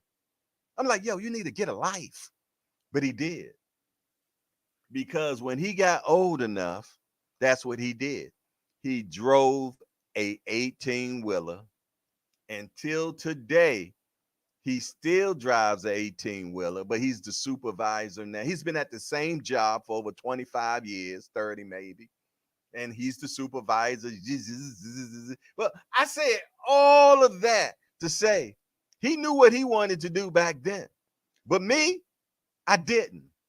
I always knew I wanted to do business. I always knew I wanted to do business because I didn't want to work for nobody. Nah. And I knew it didn't take 8 hours to do what needed to be done at a job. At all. Exactly. And pandemic proved it. You did. But I knew that shit back then, man. So what it did for me, man, is I've been through and did a lot of different businesses. I've really never worked a lot for nobody. I've always worked for my own self. But I was a jack of all trades, man. Master of none of them, to be honest, because I didn't want to master none of them, man. But what I love the most, no matter what, it's been boxing. My go-to is always boxing. I love boxing. I enjoy watching fights, man. I could, man, let me tell you something. When I finally first found out that there was a YouTube boxing community and there were like-minded people just like me that were just as much of a degenerate as me, I was blown out of my mind like a kid in a candy store. I did not know shit like this existed at all. Yeah, I didn't. And I think I found out about it maybe eight, maybe 10 years ago, maybe 10 years ago. I don't know. But I tell you what, I was so happy to find y'all, man. Because I didn't know y'all existed. Because I was around the casuals all the time. But yet, I always brought up boxing. And then when I started having conversations with the casuals, I get pissed off because they don't know what the hell they talking about. Yeah. And then I'm mad that I even started the conversation. Yeah. So then it got to the point where I said, you know what? I won't have no conversation with somebody that don't know nothing about boxing. But you don't know they don't know nothing about boxing until they open their mouth. Because in the beginning, you think they know about boxing. In the beginning, you think, yeah, until they open their mouths. Yes, indeed. So when I did find a community of boxing, I was so damn happy. When the first boxing, something like this live morning show I've ever been on was the Boxing Voice, Ness. Y'all know who he is. Yeah. And I was like, damn, I didn't even know this existed, man. I called in the show. Hey, man, it's good to meet y'all. How y'all doing? Man, it's great. You all like boxing like I do? Wow, that's crazy. I want to meet all y'all. Yeah, I know it sounds stupid, right? But it is. That's how I found about this shit, man. And I said all this to say that I started watching all this shit, man, and it pissed me off. It really pissed me off because I didn't like how the people that were running the channels, how they got so big eyes and y'all were little U's and they were cussing you out and and then they had the disciples cussing each other out and back and forth meant and this that, and there ain't nothing wrong with no good banter or good back and forths but when it gets to the point where you want to fight me or I want to fight you or I want to cuss you out, and I was like, yo, come on, man. I don't know these people and you don't know these people. You dig? And you talking shit to these people, and these shits peoples are talking shits back to you. Yeah, and that's why I devote. I said all that shit to say this. This is what I enjoy doing. I enjoy coming on in here with you all, man, and talking about boxing and having a great time, learning from you all learning from me. You dig? Good, healthy conversations, shit talking, having fun. You know what I'm saying? And it's a relief or a distraction, either way you want to look at it, from our day. Yeah, we all like what we like. Yeah, we do. You dig? And when we get it, we want it when we want it. It is what it is. You know what I mean? Yeah. So that's and I said all that shit to say this, man. I'm here. I ain't going nowhere, God willing. You know what I'm saying? Unless it's health or something like that. But I'm gonna be in the building, man. And I'm gonna be in the building for y'all. I'm gonna be in the building for me. You know what I'm saying? And we're gonna see where this takes us, y'all. Yeah, yeah, yeah, yeah, yeah, yeah, yeah. That's all I want to see. Where it's gonna take us. I got a great idea of where we're gonna be. You dig? But let me tell y'all something, y'all. We in eighth or ninth month of the hangout. Not even a full year yet. And we done had some good leaps and bounds. We done had some great times up in here. We done had some real fundament, man. You dig? We done cried. We done prayed. We done did everything we big and bad enough to do in the hangout, man. You dig? And people are peeking over the fence now. People want to know what the hell is they doing in that place called the hangout. Why is it a hangout? And why on Friday nights they got a Friday night BYOB affair? How do you bring your own bottle online? How where do they do that at? Yes, indeedy, man.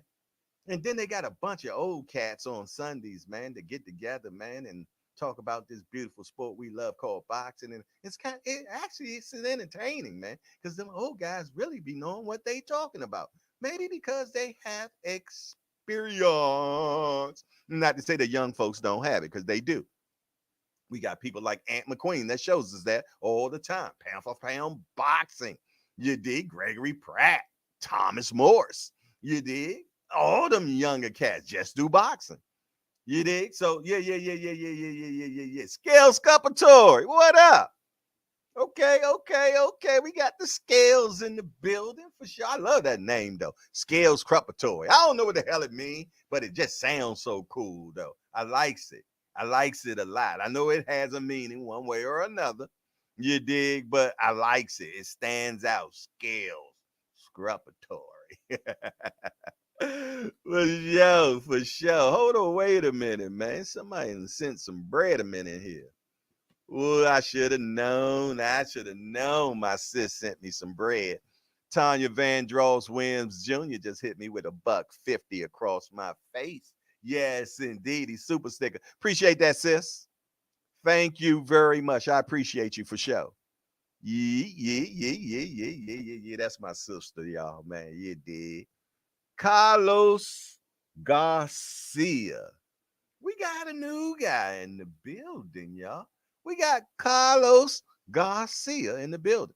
I want to welcome Carlos Garcia to Hardcore's Hangout. Hey, Carlos, we just a bunch of hardcore degenerates to get together and talk about the beautiful sport we love called boxing. Hey, Carlos, we got only one rule around here. No hitting below the belt. Yeah, that means we don't talk about nobody mama up in here. Other than that, it's all fair game. Yes, and y'all make sure that y'all give Carlos Garcia a good warm welcome into the hangout and let him know he's okay. It's going to be all right. Don't be scared. Yes, indeed. It ain't like any of the other places you've been at, my guy. So you can kick back, relax, enjoy yourself, and talk your shit unmolested. He says his first chat is all fear, Sabria Matias coward. All fear, Sabria Matias coward. Are you saying everybody fears Sabri Matias, or are you calling Sabri Matias a coward? Give me some understanding so I can know what you're saying, my guy. I think you're saying all do fear Sabria Matias, and it looks like there is some fearment there. I can't argue with you. If not fear, big risks people don't want to take. Look who back in the building. Green Purse Promotions is back in the building. Peace to everyone. I'm not here to cause any problem. Just wanted to pass through to show some love, then go before I get timed out for no reason. Oh, who timed you out for no reason around here, man? Come on now. We don't think you don't start no problems in here, man. Yes, indeed. And let me establish something here with that timeout thing, man. Yeah. Well, I got you all up in here, and some of y'all got those old cute and pretty wrenches, man. Listen here. If somebody is in here talking about their favorite fighter beating your favorite fighter, that is no reason for timeout at all. Just like you like your fighter, they like their fighter. So don't time them out. Only reason someone should get timed out in the hangout. What's the first reason? Talking about somebody's mama. Second of all, is when you started cursing someone out in the hangout, calling them names or belittling them or talking nasty to them or anything like that. That is grounds for timeout. But just because someone loves Devin and you love Tank is not a reason for you to time them out. Or or vice versa. That's no reason to time somebody out because you don't like that their favorite fighter. Nah, that ain't what we gonna do in the hangout. And if I see that happening, I'm gonna take your wrench. I'm gonna take your wrench. Simple as that. Nah, cause that ain't cool. That ain't cool. Everybody has the right to talk about their fighter and what they think about their fighter, and if they think their fighter can beat your fighter. Simple as that. So let's not do that. Because when we started acting like that, that's when we started acting like a lot of the other channelments out here. And that's what I did not start this for. I didn't. So I hope we all got understanding with that. And we don't have to continue on walking down that street anymore. At all. Yes, indeedy. What else going on? What else going on? Okay, Thomas Moore's Tampa. Tommy say Tuesday I turned 49. Are you saying you're turning 49 on Tuesday, Thomas? Can you put the word young in front of that? I don't know. You're turning 49 years young. That's what's up. And I'm gonna hit that bag 49 times for you if that's your birthday, Damar. Yeah. I'm gonna hit that bag 49 times for you tomorrow. Yeah. I'm talking about this bag right here. Yeah, some of y'all might not know, but when it's your birthday, hardcore hit that bag for you. I don't care how old you are. If you're 103 years old, I'm gonna hit that bag 103 for you, and I'm gonna give you some extras. Yeah, I'm gonna give you extras because hey, I believe the cup runners over, man. We about extras in here. We don't just do enough. We don't just do enough. Hey, but moving forward. Also, when you send me money, if you send me a super chat, super sticker, super something, I'm gonna hit that bag for you. Tanya Vandross Williams Jr. don't like me hitting the bag, so I don't hit the bag when she send me bread. She don't want me to do it. She still think that my ticker ain't right, so she just looking out for me. You know how women are, man. But I appreciate the sis. But yeah, she don't want me to hit the bag. But everybody else, I hit that bag for you. Yes, indeed. Unless I'm in the middle of a show, whereas we got panels and people on the panel or guests or whatever, then I ain't gonna hit it then, but I am gonna make up. So if I do owe you some baggage, Say, Jay, you know you owe me some baggage, man, and I'm gonna get on that bag for you. I am. I ain't gonna remember everything. I tried to, but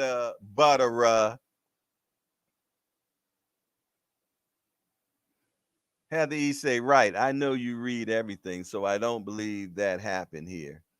Okay, what else we got going on? What else? What else? Aunt McQueen, William Old School. Aunt McQueen said G Pratt. Had the E say Miss Tanya Vandross Williams Jr. My bag, gents. I was rewatching Ward versus Kovalev 2. Good fight.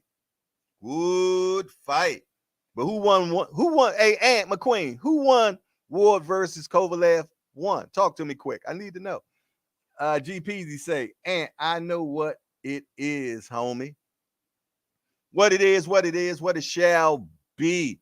It's 9:47, man. What I'm going to do right now, man, I'm going to drop a link. I'm going to drop a link because I've been doing all the damn talking. Yes, indeedy. So, yeah. So before I get out of here, man, I know some of y'all might have something to say. Y'all might got a bone to pick with old hardcore, or you might be a newbie and you want to just say, hey, panel, I'm such and such, and I'm happy to be in the hangout. Yes, indeed. Or you might want to come in, Jay, you get on my damn nerves, and that's okay too. That's okay too. That's no reason for timeout. Saying that I get on your nerves. Yeah. But if you come in here and say, you know what? This is a stupid ass damn channel. Yeah. Yeah. If that's how you feel, yeah, my people's gonna get you out of here. Yeah, exactly. And you have a right for your opinion, but you're not gonna stay in here with that. You did? Because if it's a stupid channel, why watch it? Why come mess with us? That's all I'm saying. You know what I'm saying? So when I see stuff like that, yeah, I get it out of here because I already know what it's going to evolve into. Exactly. This is like a snowball effect. Exactly. And I'm not gonna let 1% ruin the 99 up in here. It ain't. I ain't. I won't.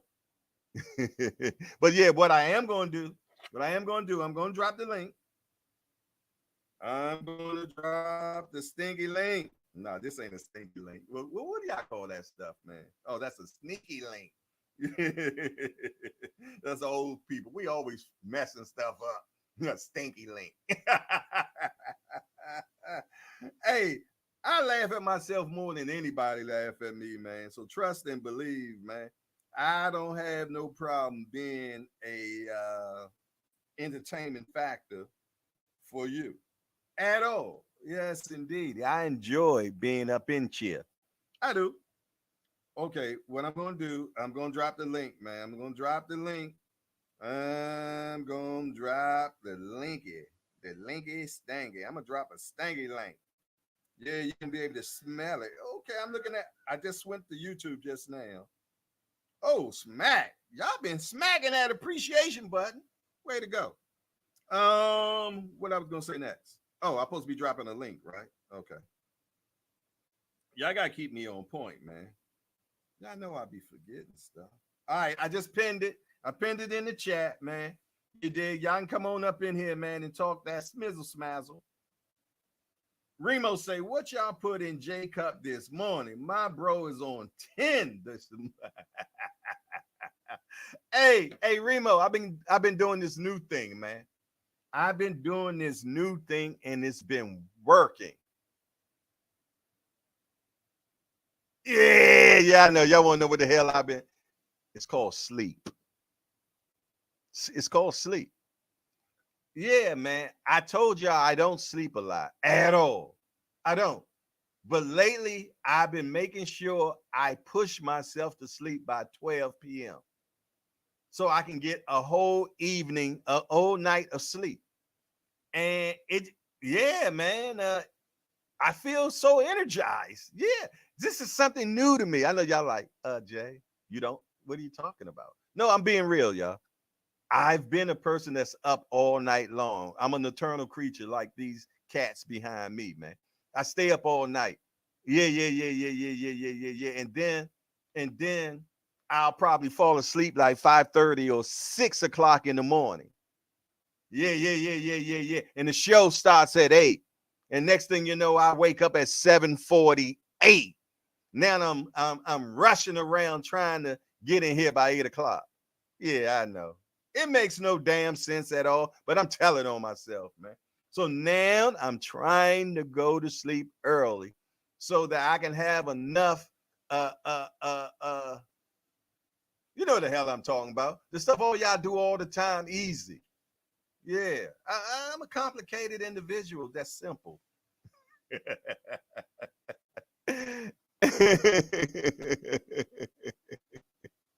You did have to eat. You did tell me that. I can't, and I did take that advice. Yes, and I didn't just take it instantaneously. No, I didn't. I put it on the shelf, but recently I pulled it off the shelf, and I'm putting it in my life. I'm trying to get some sleep so I can wake up early enough so I won't be late. It is what it is, man. So yeah, Remo, that's what's going on, man. You dig? That's why I'm so energetic. You know, I always been energetic, man, but y'all gonna get even more now because I done got rest. Yeah. I normally run off of fumes. Yeah. I normally catch me off of fumes. Yeah. Oh no, I'm full throttle. I'm full throttle right now, man. Yeah. All them other times I really need that do it fluid. Yeah. That's yeah. I really need that do it fluid. So when I put the do it fluid on top of what I got going on right now, let me tell you something. I'll be off the hook for sure, man. Yeah. So it is what it is. GPZ said he ain't lying. He usually only green that I see on IG 3 and 4 o'clock in the morning with my yeah.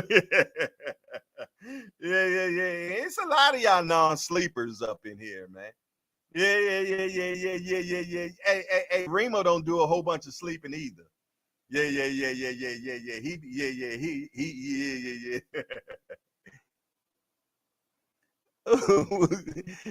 Had to eat it gone somewhere, Aunt McQueen. Hey. But yeah, man. I dropped the link, man. So obviously y'all ain't trying to chat with your old boy, but ain't no big deal. Don't think I'm gonna feel like left out, Lamont. Oh no, not at all. Not at all. We can talk later. I ain't mad at you. I just said all I need to say today. You better believe it, I have. Don't think you just gonna creep in here in the last minute and I'm gonna hang out with you for another 45 minutes, because I ain't. I'm going to 10 o'clock today. Yes, indeed. That's 2 hours, if you will. I think that suffice. Yeah. I ain't like that Energizer Bunny. Just do.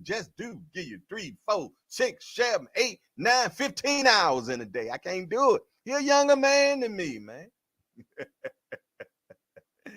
Not at all, man. For sure. Okay. Ant say he on his way. Okay. I'm hanging here till Ant get up in here. Because Ant always got something good to say, man. There he is. There. Uh-oh. Y'all know who's in here. Uh-oh. Introducing to some of y'all. Most of y'all already know who the hell he is. You know what I'm saying? Some of y'all know him as Mr. International All Access Senior Cobb. And a lot of us know him as Can't Get Right. No matter what, my man Senior. Yo. You could have kept the intro going, man. I like that introduction, man. You could have kept it going, man. It's some more shit you could have put on there. Oh, yeah? There's some Yeah, more shit you could have put on there.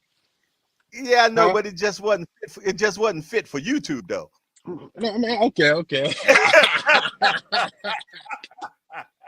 What's going What's on? up My with you, bad, fella? GP. I got a phone call. I came right back soon as I seen your comment. Where I'm at. I'm here. Oh man, what's going on? I missed part of it. I missed last 20 minutes. I had a phone call. What's going on? What y'all talking about? Ain't a whole lot, man. We just been I just laying down some shit, man. You know me. It wasn't nothing scripted or anything. It's just, you know, things that I'm looking forward to for the hangout. You know what I'm saying? And some things we ain't gonna tolerate in the hangout. You know, and some good stuff. That's all, man. What do you think about Javante? About Eddie Hearn's update about Javante? They say they offered him between 10 and 15 million, and Tank said ain't enough. What do you think about that?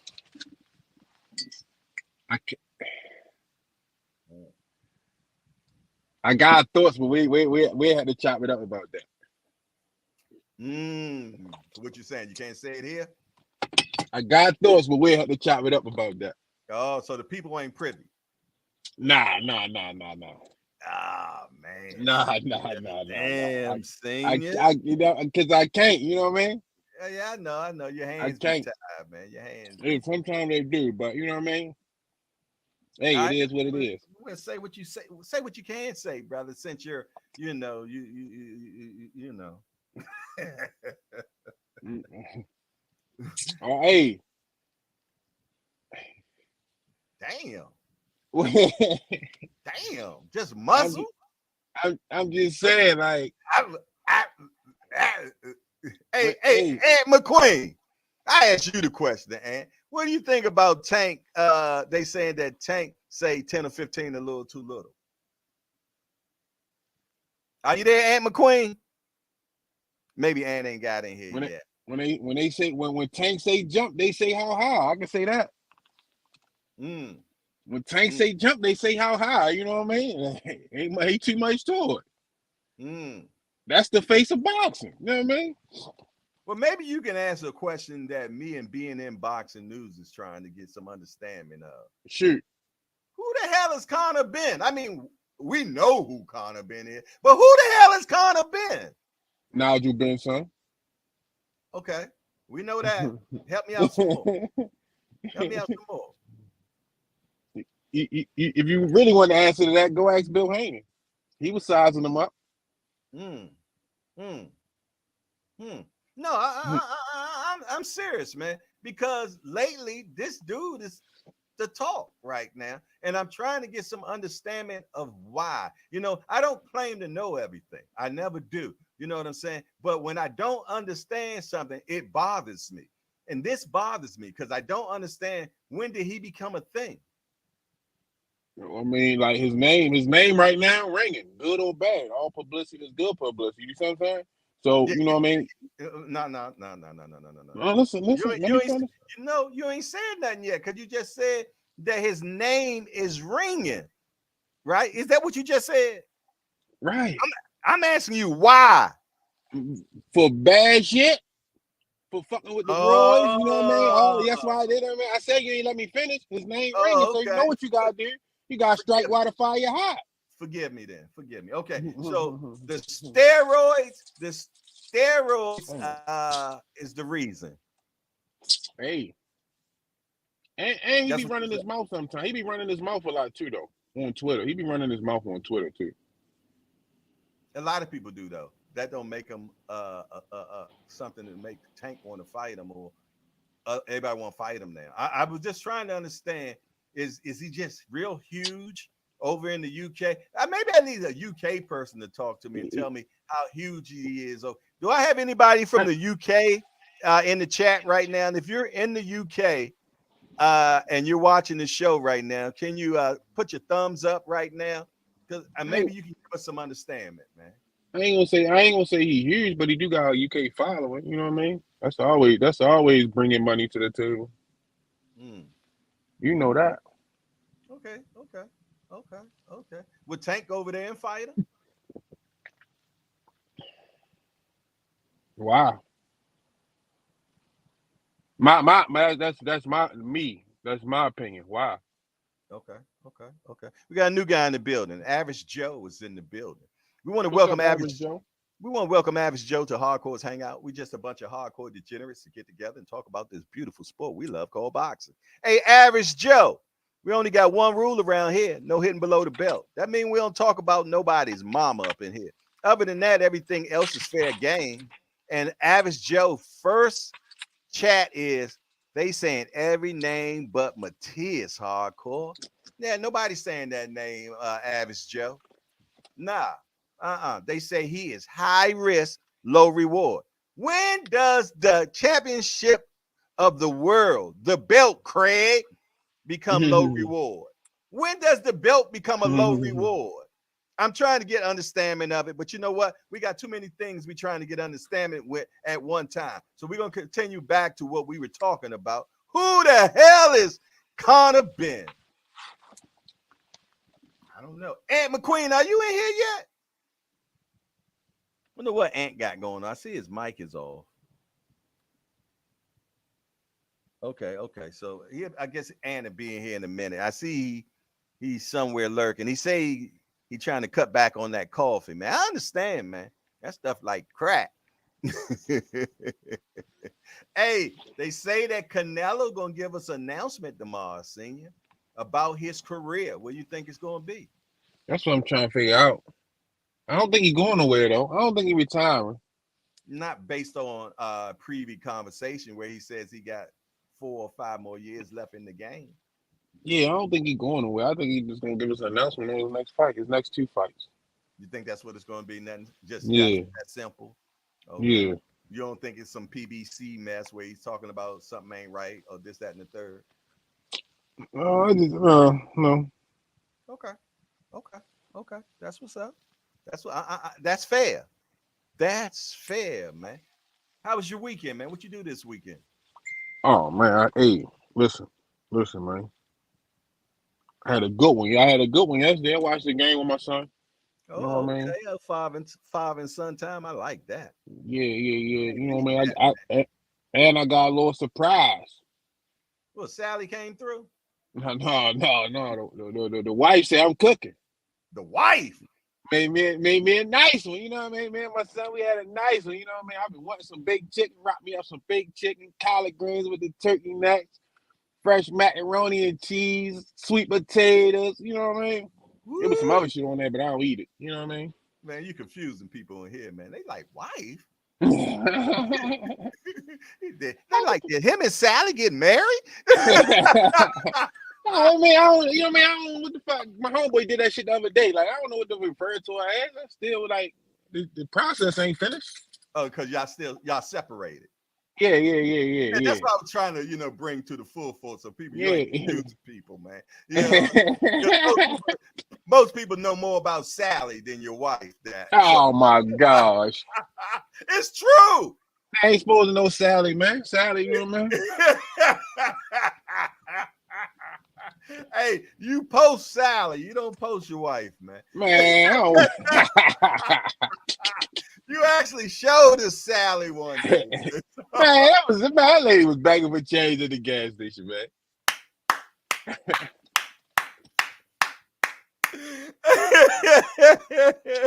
You and your shenanigans, man. Is the day a holiday? Is the day a holiday? Nah, why you say that? Oh, he said the day a holiday. I don't know what holiday it is, man. I don't know. It might be. I don't know, man. I can't. Half of the time, I don't even know what day it is. So, I don't know. Tim Layton say Sally. What is my baby mama cooked yesterday? You know what I mean? That make it better. You know what I mean? Nah, she your wife. She your wife. You know what I'm saying? G Peasy dropping Drews. He say real love don't leave. Woo! I don't know about that. I don't know. No, it don't leave, but you know what I mean. You can fall out of love too. Yeah, I put it this way. He says real love doesn't leave. I think it stays, but it can be where it don't want to be in the same room with you. Hey, you know what I mean? No, I'm always gonna have love for her, you know what I mean? But it's just different, you know what I mean? Different levels of love. Okay, Remo, what's up? What's going on, man? I don't know, man. You come up in here, you must got something on your mind. I'm gonna wait till all access get off the phone because, well, I'm gonna tell y'all. This whole Tank conversation with Conor Benn in the UK. We heard reports niggas saying he might fight in the UK. Now he going back and forth with Eddie. You know Eddie been trying to get that man on his network by any means possible. Mm-hmm. So Senior, stop playing and give us the tea, man. It's been too much circling around that conversation, and Tank ain't fight yet. And the people, according to what we see, because Thursday was another letdown. We need the face back, man. No, I just say this, like, you know what I mean? The stuff I can't say be the stuff that's right in front of y'all eyes. You just got to, you know what I mean? It's there. The proof is in the pudding all the time, but you know what I mean? It's just not for me to be privy to speak on something. I want you to get this business out. Let to the people, man. We starving, man. We got to deal with back-to-back record-breaking fights of motherfuckers not want to touch each other. I mean, yo, levels to this shit, Remo. You know that. Oh Lord, he ripped out of one of the joints that they give you to say. Take this quote, place it here. Oh man, he used a classic Mayweather. It's levels to this. Oh man, you good, Yo, Jay, you might have to send me a sample of that coffee because my boy was browsing this morning, boy. I'm like, yo, what they put in Jay Coffee? That motherfucker going. And mind you, I'm just listening to this shit, and I looked up like, this nigga geeking? What's going on here? What do you mean? Why I gotta be geeking? Not because I'm off today, but like it's early and you got mad energy. That's why I said, why you ain't at work, Remo? Type shit you got going on. I took off today. Everybody need a good mental. I dropped my kids off. Now y'all got me playing with this AI shit that y'all seen y'all posted yesterday. That kid is talented because it ain't easy. That Bare Knuckles posted. Yeah. I was playing around with the program. It's not easy, but you know. No. Yeah, what he did, that's what I'm saying. The kid's talented, man. Yeah. Because I still haven't figured out how he did that. I can't. You got some idea? Yeah, I got understanding. I understand. Okay. Well, I'll tell you what, then we'll talk afterwards, man, because I need some acknowledgement to that shit as well, man. Because it's good shit. I'm gonna get a kid a call, man. You know what I'm saying? Figure out what's on his mind. He might be in here already. Hey, Bare Knuckles, if you in here, I'm gonna be calling you today or tomorrow, man. Yo, Jay, you free around noon? Yeah. All right. You want to do that? Yeah. All right, we can do that. That's what's up. I'm gonna hop over real quick. I'm gonna go finish playing around with this joint. All right, do your thing. You say noon? Yeah, I'm at you like 11. If Remo call him, I'm sure he'll answer for Remo. Man, get out. Go ahead, man. Who, Bare Knuckles? Mm-hmm. Or Miss Bitch? All the above. We ain't seen Miss Bitch in a minute. Yo, I ain't gonna lie. If I could actually speak to him and get an understanding of what the hell he be doing, yeah, he's like a mad scientist though, for real. Who? Bare Knuckles? Yeah, because he got like his page has got a lot of followers and he been talking on AI shit. So, man, I haven't seen a page where he had a lot of followers though. No.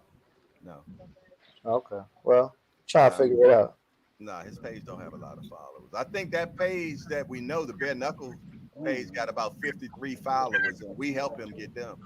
And he on something funny too. So, and he got mad shit. I think that something funny video. I mean, joint him laughing. I mean that one has more followers.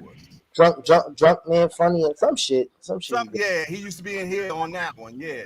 Exactly. Okay. Yo, Tommy, what's up, man? What's up, people? Just want to check in with the peoples. How y'all doing? I'm about to hop over. I'm gonna show you how the corduroy joint on. Ooh, boy, you know? Yeah, that's classic. Was that the corduroy hat? Yeah. You know, you got to keep it stylish, man. Oh man, I bust out the corduroy suit. Man, I'm out of here. You always use this suit talk, man. Yo, Later. Tampa Tommy. Yeah, what's happening, people? Always a pleasure, my guy. How is Tampa treating you? Tampa, beautiful, man. Had a nice night out with my lady at the karaoke joint, watching the game, doing karaoke. You know, your boy had to get up there and karaoke. You know what I'm Okay. saying? I think you posted it in the chat, didn't you? No, that wasn't me. Somebody posted a karaoke in the That chat. wasn't you. I thought that was I could have sworn that was Tampa Tommy. No, I That, posted that. That wasn't me. That wasn't me on stage though. But I posted Oh, that. oh, okay. I'm like, how the hell somebody else posted then? Okay, okay. That's what I was talking about. You posted that. Yeah. I already said we know where Benn was at. There, he was with Tampa Tommy in the background taking pictures. Hey, Tampa Tommy, man, what do you think, man? Can maybe you, because I know you're a smart guy, man. Tell me why Conor Benn is a thing. Why Conor Benn is a thing? Because Mm. I think Conor Benn has made himself into a little bit of a villain. Oh. He made himself into a little bit of a villain. He talks mad shit, and anytime you talk shit, it sounds worse. It makes you want to punch them in the face more when they talk shit with a British accent, right? Mm. You ever hear Lennox Lewis talk shit? Couldn't stand him, that good boxing mofo, man. But I think he made himself a little bit of a villain. He got the steroid thing with him. You know, he got a pass on that. I think people don't like the fact that he got a pass on that. I think people want to see him get his ass whipped. But he's a pretty good fighter though, you know what I'm saying? So, you know, it makes for a little entertainment. So it looks like he has that bad boy persona too, man. He got all the tattoos and all that. Yeah, and he also, man, muscled up and all that. So he got all the looks, the optics and everything. He talks shit. Okay, so I'm getting a little more understanding on it. Okay, okay, okay. That's Appreciate just that. what I believe. Okay, and I appreciate your belief. That's why I asked you, my guy. I got a thought on a totally different subject, man, but it just popped in my head. I think Canelo gonna fight Jaime Munguia. Yeah, I And it think popped in my head, what if Munguia beats the living shit out of Canelo? It's not the most far fetched thing. Canelo got a lot of wear, he got a lot of miles on that odometer. He might not be old in years. He mm-hmm. kind of is for boxing years, but he got 60 something pro fights, tons of injuries. You know this kid. One thing Munguia got is stamina. Mm, He got stamina. He let his hands go. He don't stop for 12 rounds. mm. That's all he got. What if he just overwhelms Canelo? Because he got more stamina. He got that youth. He got more testosterone. I don't know. It can have stranger things is happening, man. As If the you don't believe me, ask Buster Douglas. as the possum said, it's possible. It's possible. You dig? I definitely think, hey, anything is possible. Well, one thing I've learned about cats that been in the game a long time and know how to fight, you're only going to beat them up to a certain level. You know what I'm saying? Because they Mm. know what to do to prevent themselves from looking like what you're talking about. You did. So they know how to do certain things to prevent themselves from getting beat the hell up. It's just like when you see a guy that don't want to get knocked out. He ain't gonna get knocked out because he knows the necessary things to do to not get knocked out. You know, i.e., run. You know what I'm saying? But people like Canelo, man, they're not going to allow you to get to a point where you're going to just knock them out. You know what I'm saying? And I could be wrong, and I like y'all opinions on that. I want some pushback, if you will. What do y'all think about that statement? Great statement. It makes perfect sense. It makes perfect sense, and I think Canelo's still he's still young enough and good enough to to go against someone who's whipping his ass in the last 12 rounds. I'm sure he could do that. Mm, That was a And great what you point. think? And what you think? I agree with what you said 1000%, and I think that's the difference, and that's the reason why I don't really give Monkey a much of a shot, to be honest with you. Mm, I don't. You know, he got all the youth and testosterone, like that's fine, but does he have this? And does he have understanding of positioning mm, and where he's safe and where he isn't? Because I mm, saw that fight that he had with mm, what the hell is his name? Derevianchenko. mm-hmm. and it was extremely risky. That's one thing that we've really, really been paying attention to the past couple of days. Thomas Hill, myself, pound for pound. Shout out to my guy Jay Dixon. He been in there with us. We just been watching film and just looking at guys being able to put themselves in position to where they can be offensive, but also be safe at the same time. And Jaime Munguia does not do that. He's extremely reckless. He doesn't have any type of control game whatsoever. And honestly, I think I could see him running into shots, literally just walking into shots, because he reaches a lot. Mm-hmm. I think it's going to come down to what you said before, man. Just Canelo having that, not just experience, but having the IQ to where like that's going to make all the difference. It's going to be like a ringmaster with a tiger. So you're saying that Munguia is a crash waiting to happen? Yes. Well, once he's in the elite people, like with a guy like Canelo, exactly with the elite guys, the guys that are elite, they're elite not just because of the what and the how, but their understanding of why. You know what I'm saying? Like, and that's the most important thing. Why is more important than anything else. Like knowing where you safe at, right? Like you got guys, like you said, you got some guys that can just stay outside of somebody else's range, but knowing that when you're closer to somebody, you know, like where's the safest place you could be in a hurricane? In the eye of a storm. Yeah. Mm-hmm. When you see James Toney, guys like that, Bernard Hopkins, Andre Ward, Floyd Mayweather. I was just watching Floyd and Shane today, and I really, really paid attention to how he took Shane's right hand away. And yo, it was beautiful. Like the adjustment that he made, like doing small things, like when he was on the inside with him, using that forearm to frame Shane and keep that right hand at bay. Like, yo, you're not even gonna be able to get the right hand off because I'm controlling it. You can't even get it off. And that's the and what do they say about any type of disease or any type of spread? Well, not that. But prevention is the best cure. Oh, okay. Yeah. Do all things necessary to the point where you don't even worry about catching the disease. So if I want to keep you from getting your right hand off, it's not just a matter of me reacting to your right hand and having the requisite reflexes and ability and technique and all that stuff to get away from it, to evade it. I'm not going to let you get it off in the first place to where I don't even have to evade it. You know what I'm saying? So exactly. I think that's where Canelo is with Munguia. I just think he's just a little too sharp between the ears. I agree with you 1,000%, as you say. Yeah. I just feel that Munguia, man.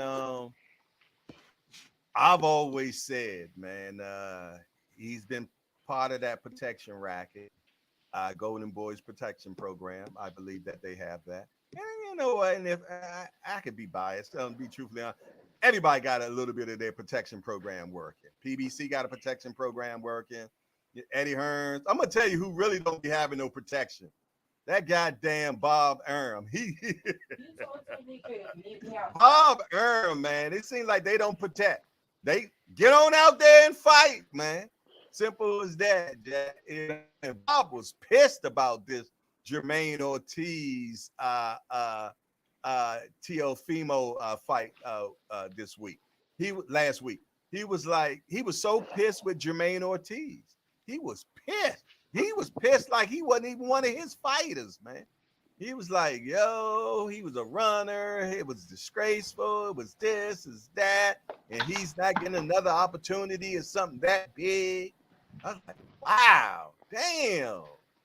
You know, I mean, we all saying it. Hear the promoter say it, though. To hear the promoter say it is like, wow, man. You dig? So, I don't know, man. I think Munguia is next. Also, cousin Tommy. I definitely believe that Munguia probably gets it. They're talking about if they do it, it probably won't be in Vegas. They're saying that both of them are so big in Mexico, they'll probably do that fight in Mexico. That's a great idea. Like how they did the Ryder fight. You know what I'm saying? So it'd be a Mexican extravaganza. And I'm gonna tell you, I like how that Ryder and Canelo program was, man. Yeah. I did like that, man, for sure. Yes, indeed. Let me remove one and add one. Okay. Yeah, I like that, man. So we'll see. I don't think they're talking about. I think it's narrowed down to Jamal Charlo and Jaime Munguia, man. I think those are the two runners for Canelo, in my opinion. I think those are the two people. I don't think Benavidez is in that runnings. I think it's Munguia or Charlo. What do you think? We keep saying these. We keep saying these pictures of Bud spawn middleweights. You don't think Bud got a chance to get that Canelo fight? Not for Cinco de Mayo, no. Not the first one, the second one. Not the first not the first fight for Canelo, the second one. You talking about Mexican independence? Yeah, there you go. I ain't got that far. I'm still trying to beat up Cinco de Mayo, man. I'm trying to figure out what's happening for Cinco de Mayo. You dig? And I don't think, I'm gonna be honest, man. They're gonna have to give Canelo a shitload of money to fight Bud. They're gonna have to. You know, is it a shitload of money in that fight? That's what I was about to finish with. I don't know if it's a shitload of money for that fight. That's tricky because you're playing with the unknowns, man. And what I mean by the unknown is we all know that Crawford has not been a draw in the past. And we don't know have things changed since the Spence fight for the simple fact we have seen a lot of budget interviews and showing up on cross what is it called when you know what I'm talking about, where you got shows that he's showing up on shows that are not boxing and getting to be known by the others. You know what I mean, cross marketing and all that stuff. So I don't know what a Bud fight looks like with somebody now, because it is more promotion about them. It's people more. The people that watched them fight Spence, some of them became Bud fans. You know what I'm saying? Internationally, he's known more because people internationally wanted to see the Spence versus Crawford fight, and they seen it, and they seen that he just demolished Spence. So we don't know what this new Bud viewership is going to look like. We don't. But we do know what the Canelo viewership look like. Yeah, we do. And Canelo's going to get you 700 or better. That's been proven. Canelo does. If you average out all his shit, it averages probably about 700 or better. So yeah, he can carry it alone, but he gonna want the majority of that money too. That's to be understood. Yeah, he gonna want that majority of the money. If I'm bringing the most people to the table, I want the most money, and we all know that Terrence Crawford is a shrewd businessman and will wear you down to the lowest common denominator to make a fight happen, or not happen. Because let me tell you something. Spence said I gave a lot up to get this fight to happen, and Bud wasn't budging at all. But I mean, I think Bud knew he had the upper hand because he knew how bad Spence really wanted that fight. You know what I mean? Bud. I'm sure Bud know he gonna have to. You know what I mean? Give up some things to get that Canelo fight if he really want that Canelo fight. Oh, I thought Spence didn't want the fight, man. Oh, the rhetoric out here said that Spence was doing everything not to want that fight, man. No, I ain't never say that. I ain't say you, but even though he gave a blueprint from the beginning, did he not? Mm-hmm. He said, "I'm going to take care of these guys across the street on my side of the street first, because it's easy work, and then I'll take your belt. I'm gonna take your shit, or whatever he said. It didn't happen the way he said, but the truth has been telling us the truth the whole time, even all the way to the end. Spence even said it was going to be a one-sided ass whooping. Did he lie? No. He told the truth again, didn't he? Unfortunately. Unfortunately, like I forgot you lost money on that. You lost money on that. No, but that's my expense was my guy. You going a little too deep, man. You bringing up you picking an old wound, man. Oh, that's sore, huh? Yeah, that motherfucker still ain't healed yet. I done pulled that scab back to that pinkish again, huh? No, I got to change the tune, man. What we doing? We going to Vegas 420? I don't know, man. I don't know. Yo, you said something interesting about that rider though, man. That was something that was like really interesting to me. And even with the Terrence Crawford thing, man, the way things unfolded with John Ryder being a common opponent for Canelo and Munguia, and we saw the fashion in which both guys won. I think that there's some intrigue there because it's like, yo, he mopped this guy up that Canelo went the distance with. I think there's intrigue with the Terrence Crawford thing because we just saw the fight on July 29th. That's one. And then with him moving up, you really got to start to question. It's like, yo, can this guy really be the one that can pull it off? Because it's like every way he's been at 135, he was dominant. At 140, he was dominant. Then at 147, like 11 straight KOs en route to becoming undisputed. And as you pointed out before, he's been on a great media run, doing all types of shit. I just seen him with Dez Bryant and all that stuff. So it's like, or whoever it was, or it was one of them football players. Let me tell you, when they do stuff, all that type of stuff, man, is strategy, man. Oh yeah. So it ain't there for happenstance. They're not doing it just for shits and giggles, or they're doing it to build profile. I'm just waiting to see him on Dancing with the Stars. Yep. Okay. Now the dude could probably dance too. A talented dude. and here's the thing with Charlo, right? Here's the thing with Charlo. Charlo, we were saying when he came back, like, oh man, it looks like he's missing weight. Because remember, they had the catch weight. It's supposed to be at 163 or something like that. That was likely a way for him to try to make the transition to 168 a little bit smoother. Not just him just missing weight. Like all of this stuff is orchestrated, man. These people know what they're doing. That wasn't a 163 because he missed weight. So you make that transition to 168 a little bit smoother, just in case. If you notice, David Benavidez after that fight, he was saying like, "Yo, I should go after Charlo so that way he can cut that off." Yo, let me talk to Al so I can get the Charlo fight. So then, now he can't get in position to fight Charlo. We'll knock one piece off the board. Oh, Behind the Hands TV. What's up, my guy? I was just looking at your stuff yesterday. I believe it was yesterday or Saturday, man. Me too. Hope all is good. Hey, tap in if you want, my brother. You got an open invitation. I think it's in that. I think I actually pinned it as well. So you want to come on in here and cook with us? It's all a pleasure, brother. That Gerald McClellan, I gotta say this before you move on, OG. That G-Man Jr. fight that you got on your page, Mo City, that shit was fire, man. He's looking solid. Did you see him, Jay? Which one?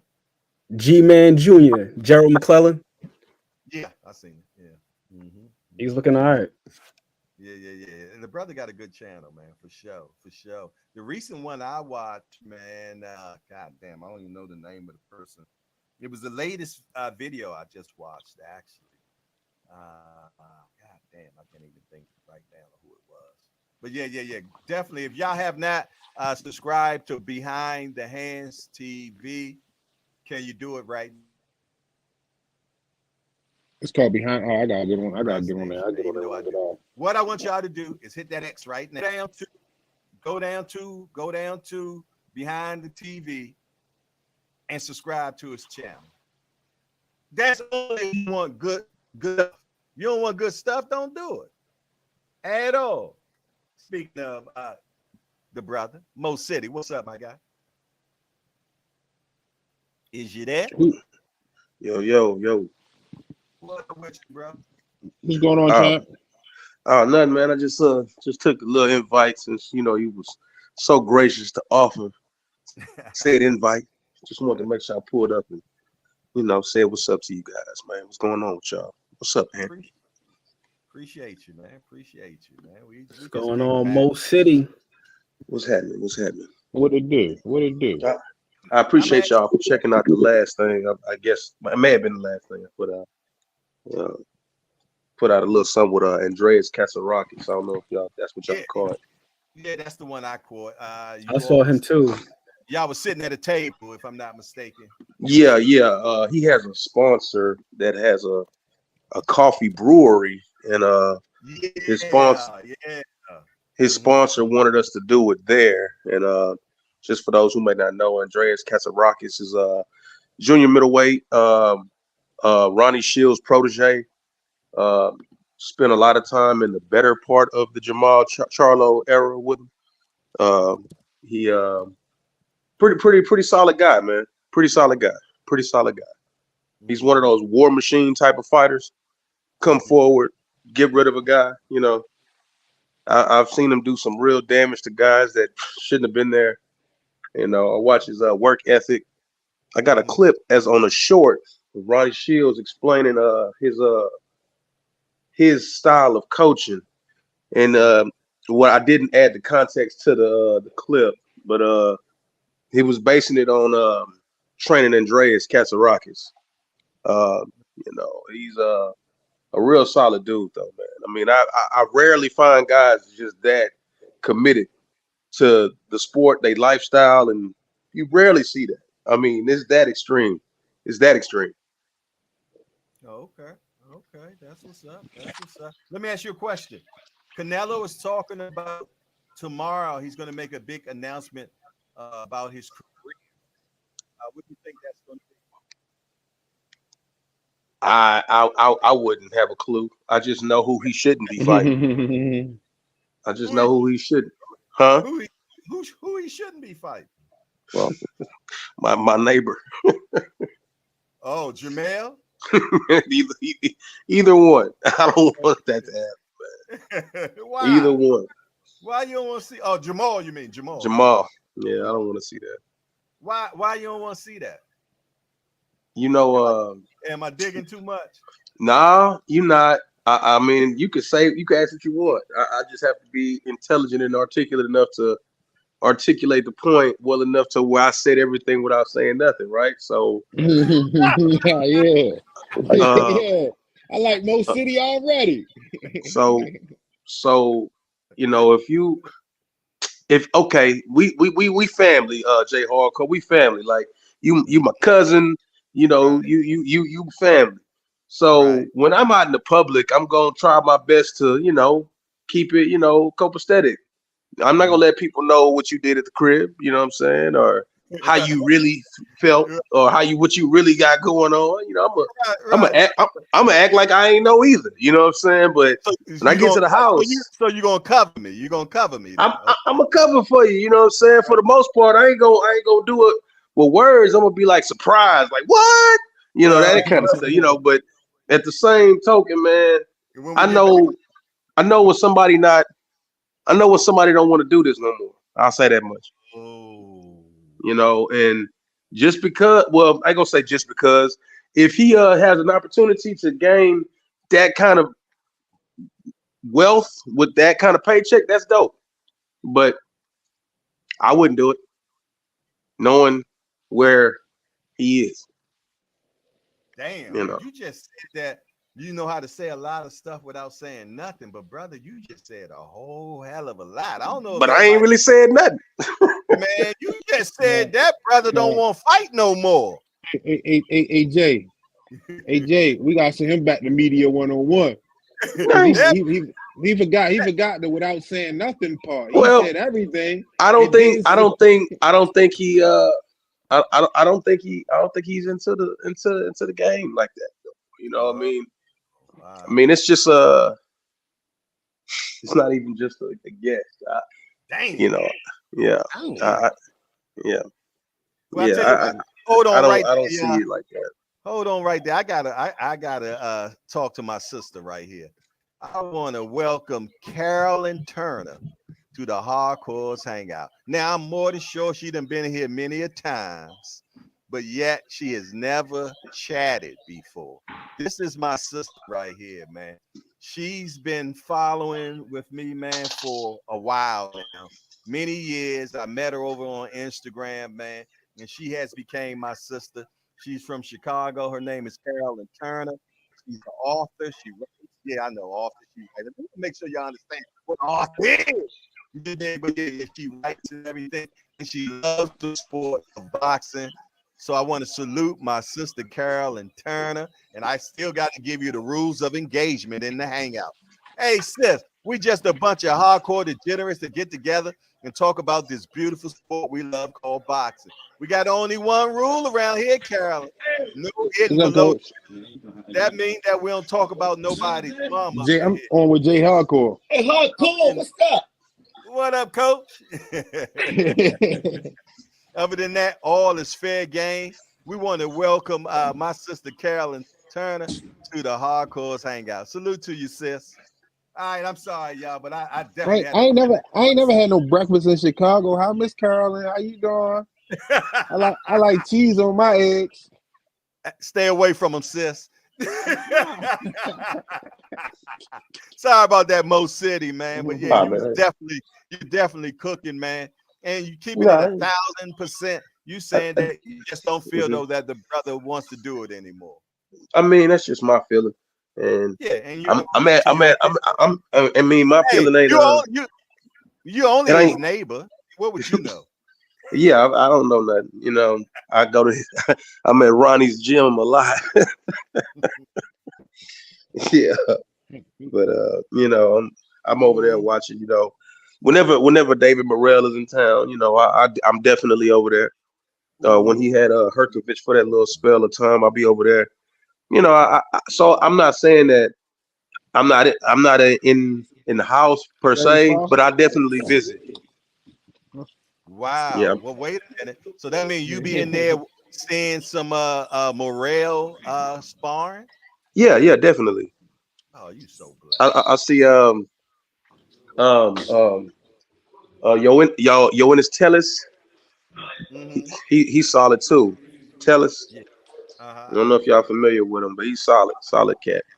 Yeah, no doubt, no doubt. So Yeah. give me your opinion on Morel How about you? You good? future. Um, as far as what you just go ahead and ask. Do you think I think he gonna beat Benavidez? Me Is and that what you asked? Devontae?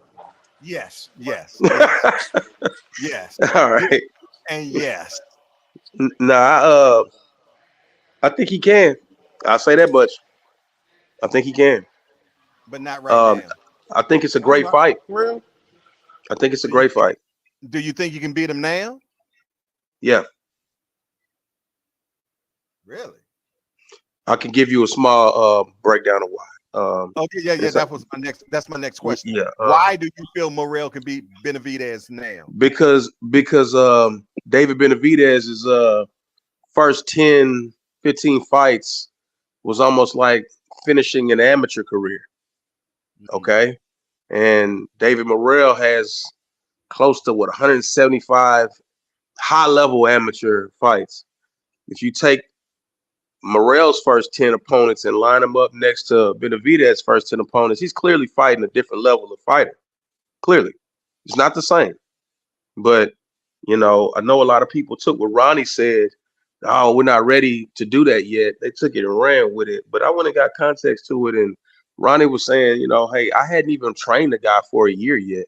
At least let us get on the same page before we decide to, you know, take on big challenges like that together. But that's a really skilled dude. I was sitting with Steven Jackson and David Morrell at a fight not too long ago here in Houston, and I didn't think that Morrell had got his English down pat yet.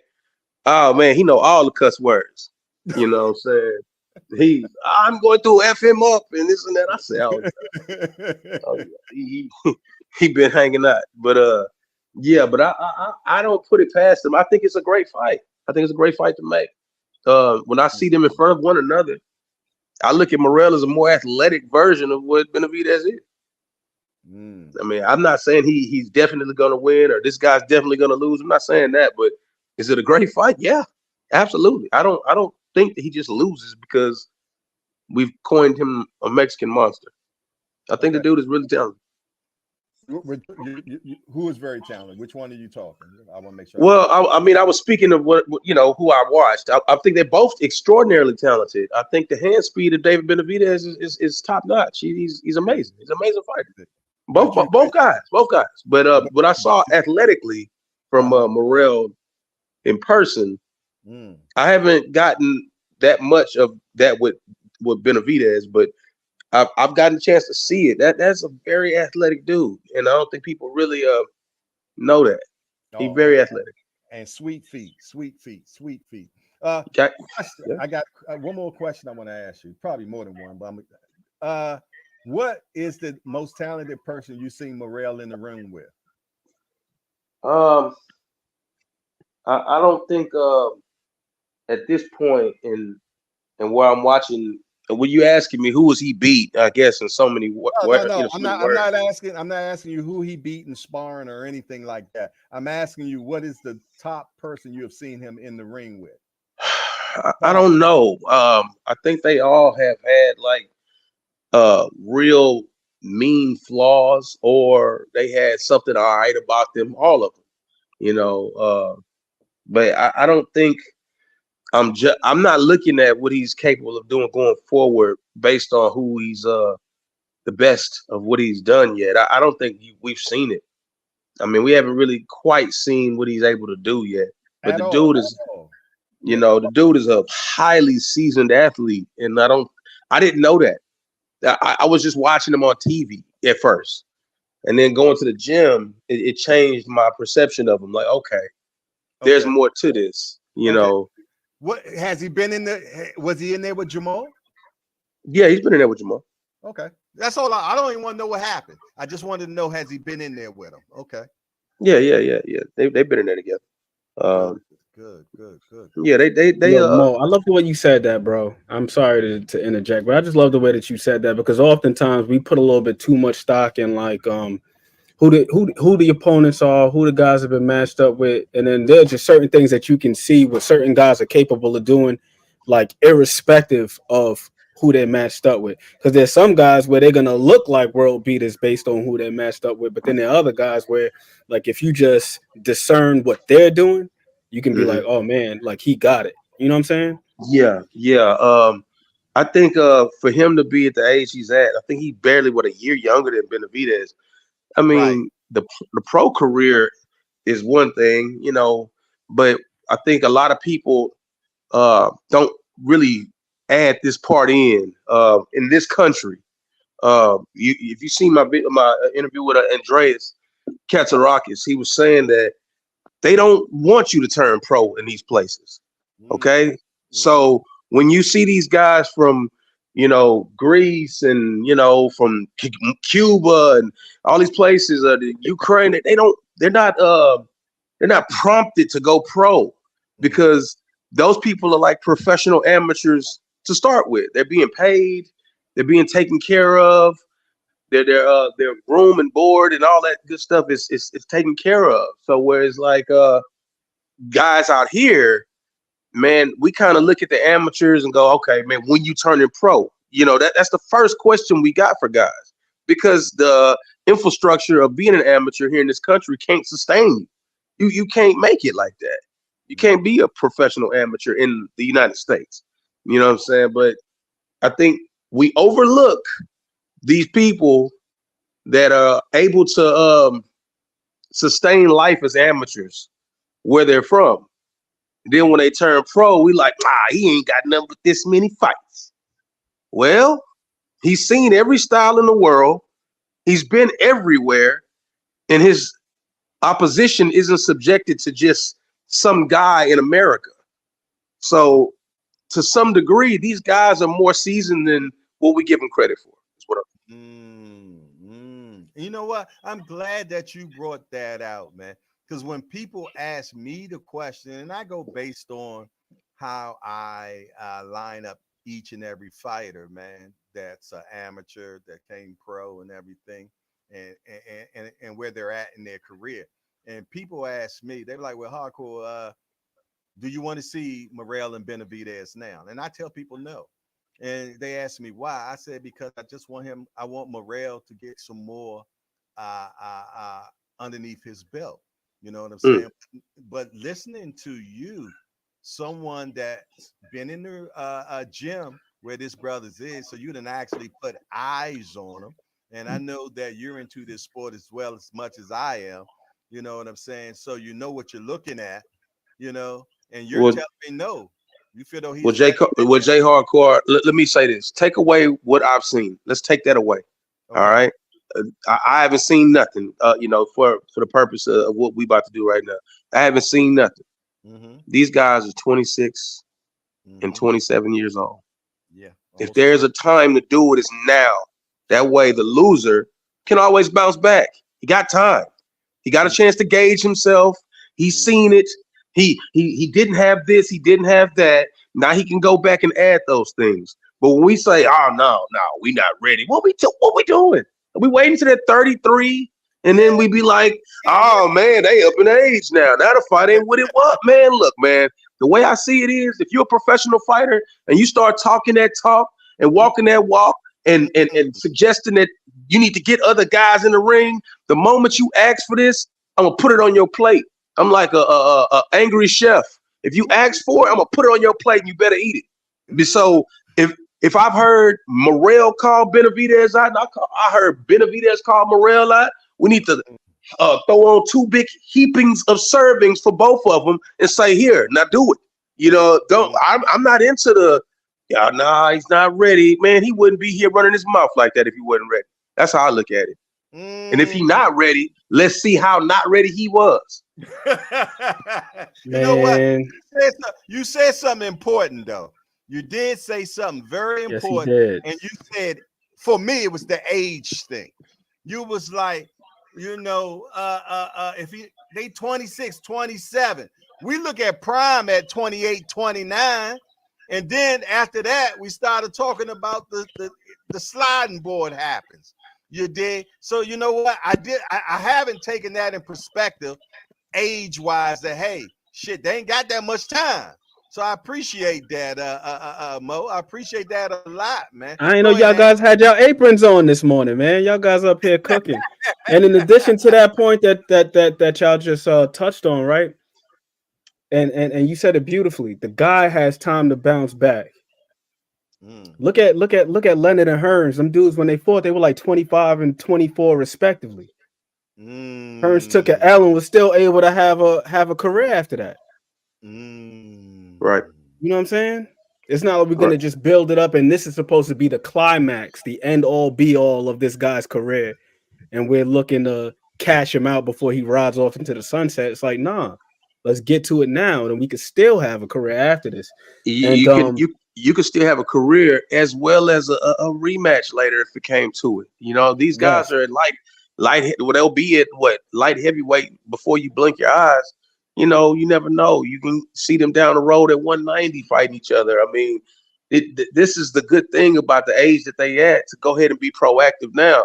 Look at what we just witnessed the massacre of July 29th of last year. Look at what we just witnessed. Now, had we had got that out the way 5 years prior, and let's just say for all intents and purposes that it went something like that for either guy, the other guy would have had time. Now we can't just say, "Hey, Errol, the retirement is that way," because that's what I'm hearing from all these people. They want him out, or man, you don't need to fight him again. You don't get those kind of comments when you're 26, 27. You like, man, now you all right. You're gonna get it back together. We gonna see him again. That's what I prefer. I don't prefer to where y'all finally fight and is this the end is all we talking about. You get what I'm saying? I totally get what you're saying, most of you, man. And honestly, the sport and its purity, if we go by the sport, it caters to what you just been saying right now. You fight, you get it out of the way. because of the fight, you build the intrigue later for the rematch. And that's always been the case within fighters, especially big name fighters too. People who we want to see in the ring gauge up against. It's only this new breed of fans who do this stuff, who really talk about this. But in the pure essence of the sport, it's made to go back and be ran again. So, I agree with you. And plus the eyeball test, like you said, it's off the charts with him.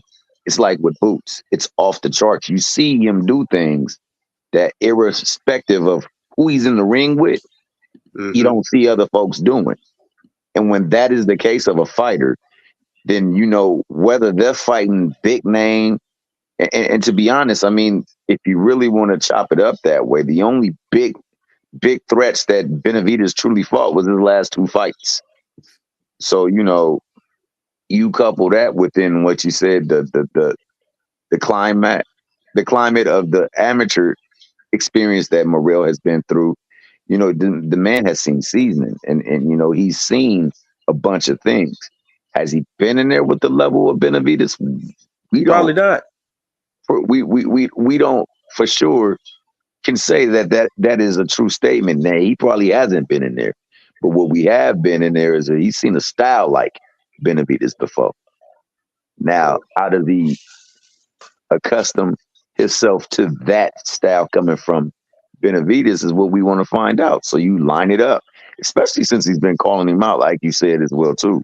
If you calling people out, man, you got to be serious about the fight. You sending people contracts, you got to be serious about the fight. Why not make the fight now? Especially when the person he should be fighting don't seem to want to partake in the fight right now. Hey, it's funny you bring that up, though. I think Jay Horko, you asked me about Canelo. I heard you speaking on Canelo. What are you about to look? I'm gonna tell you like this: if I was Benavidez and Morrell, I would act like that guy didn't exist. That's what should be happening, because the winner of that fight is truly the king, the big dog of super middleweight, because they not avoiding Canelo. Canelo's avoiding them.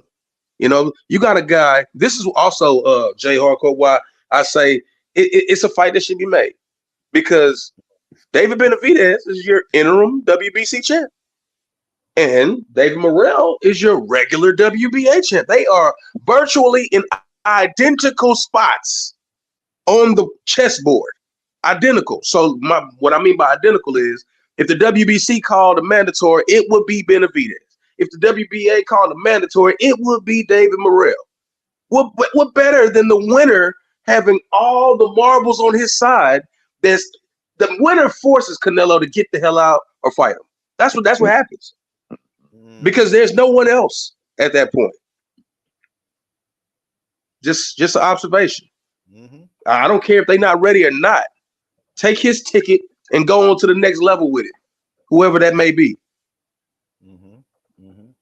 Imagine the winner being the WBC interim and the WBA regular, and Canelo not want to fight him. Imagine that. We're going to have to start taking points away from legacy at that point. Okay, stop right there. That's the question I want to ask everybody on the panel right there, and also people in the chat. If Canelo doesn't fight Benavidez, does he get a pass for what he's done so far? Yes. Okay. Why? This is going to be a jacked up answer, but it's somewhat true. Bring it. Canelo is an anomaly, and not saying his skills and all that. The amount of time he spent in the sport is an anomaly.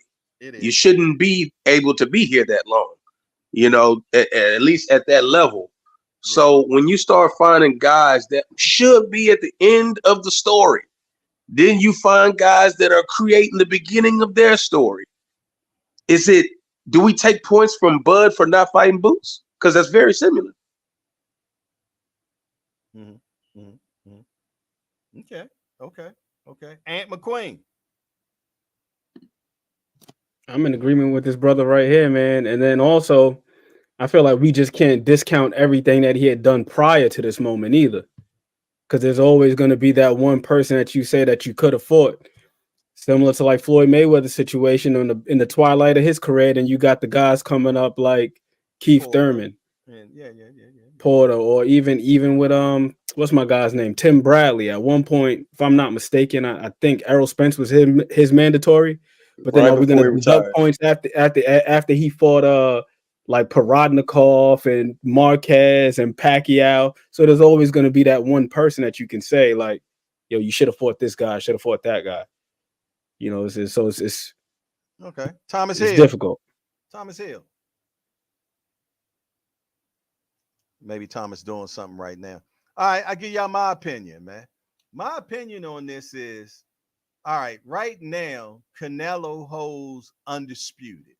That means that he has every belt there is in that particular division. Okay. And we have these things that they part of the rules of boxing called mandatories. Okay. And when you handle all the belts, that comes with uh mandatories. And what a mandatory is something that allows up and coming fighters a chance at the belt that they will have never got a chance to get due to the politics of boxing. So they started the mandatory so that way they get an opportunity as well.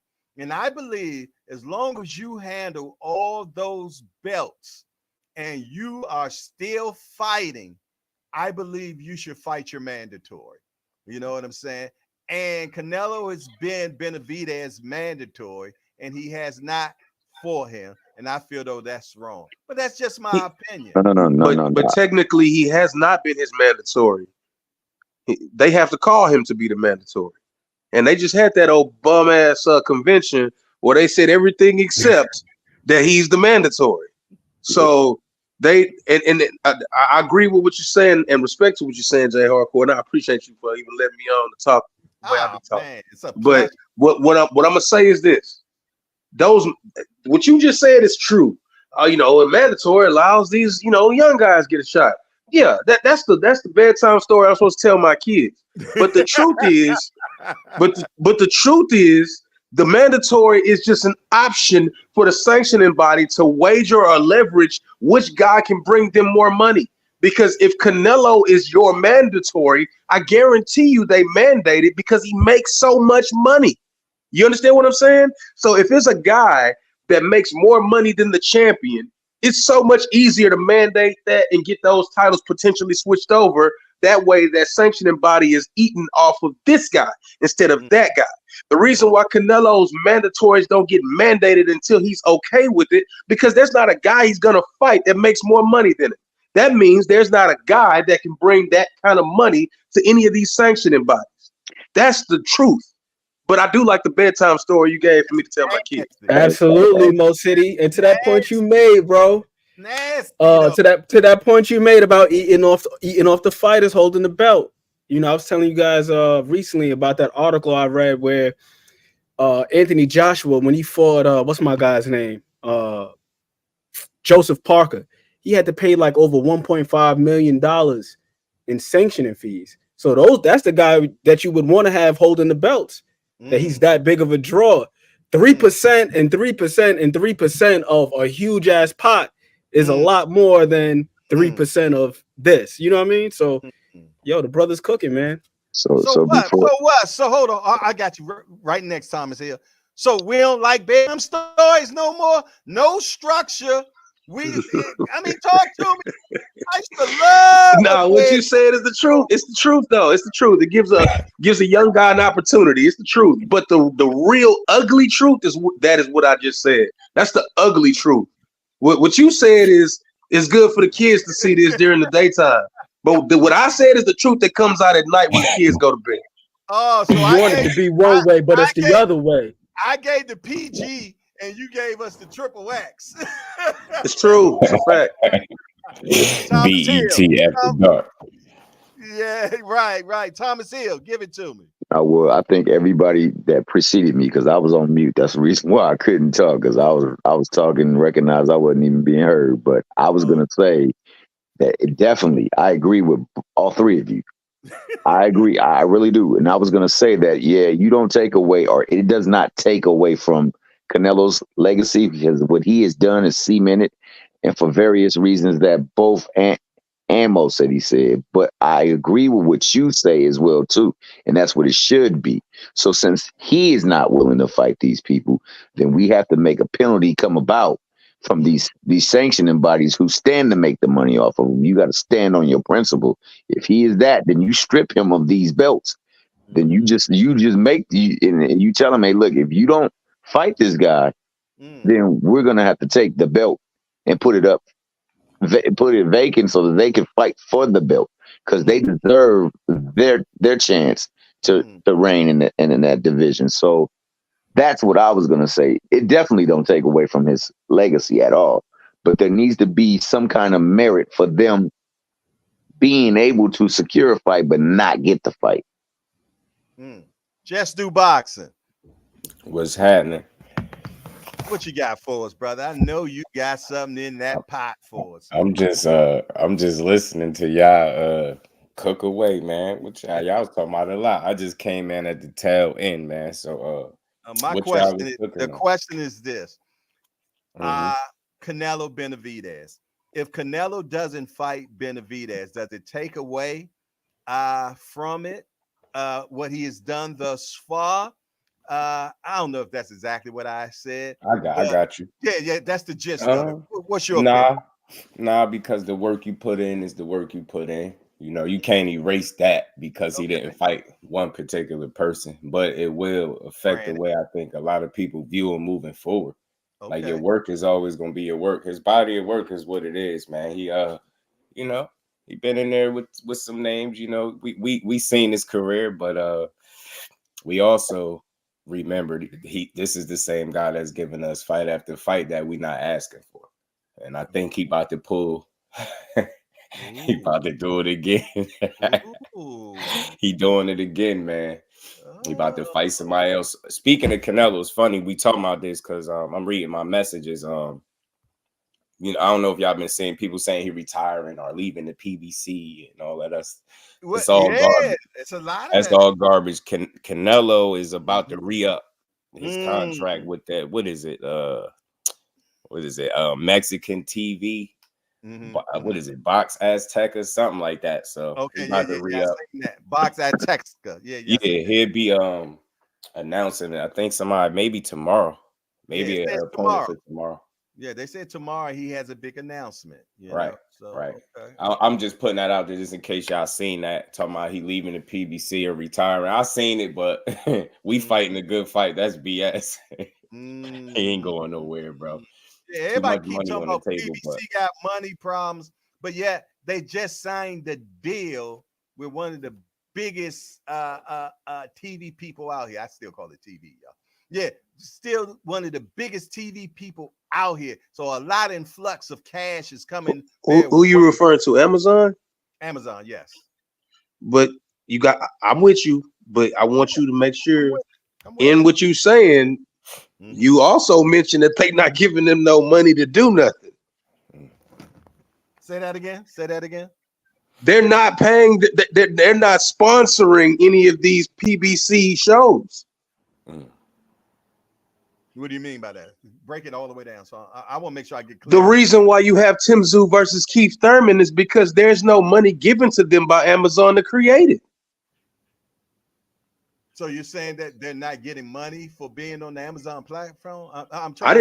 What I'm saying is, you got a house and you let your son move into his old room. You're not giving him gas money. And you're not giving him lunch money. You letting him go get it, but you letting him be in the house. He's in the house. Exactly. But he got to go kill what he gonna eat himself, and that's the PBC quandary at Amazon. It's a great platform to be on. All the eyes on there, but they're not providing any financial assistance. Therefore, they won't be hurt if it falls apart. A lot of people not looking at that. Now think about it. You PBC, you left Showtime. So you said no upfront money. Yeah. That's why you have Tim Tszyu versus Keith Thurman. Because Tim Tsz유's got the pockets to pay for it. Him and their other silent partner, Manny Pacquiao. Ain't nobody talking about that though. Who Pitbull signed to again, Jay Hardcore? Yeah. Manny Pacquiao. Come on, man. Manny, Senator. What is it? Senator Manny. Come on, man.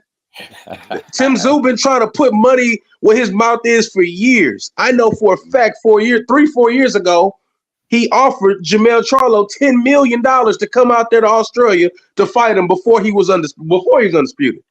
He turned it down. What I'm saying is that they got money to put behind that kid, regardless if people believe in him or not. I'm not even commenting on the ability or if I think he's good or not or whatever. He's got backing, is my point. He got people who believe in him out there, that they willing to put their money up. Well, country gets behind them. Exactly. That's what you're looking at. Not, Amazon's like, oh yeah, man, we like Tim Tszyu and we do like Keith Thurman. Hey, there's 500 right there for you, man. Go make that happen for. That's not what happened. So are you saying that you believe that Amazon doesn't give licensing fees? I'm sure. But the coddly situation that they just left from Showtime, they don't have that there. Okay. Yeah, because that's the model that killed them. Correct. And you think somebody else about to sign up for that? Yeah, for real. So it's really sink and swim with them. It killed HBO, Fox, NBC, Fox Southwest, Showtime. You want to keep going? We keep going. We can name 9 of them. They was on Spike at one point. Spike. Come on, bro. We could go on and on and on about who it killed.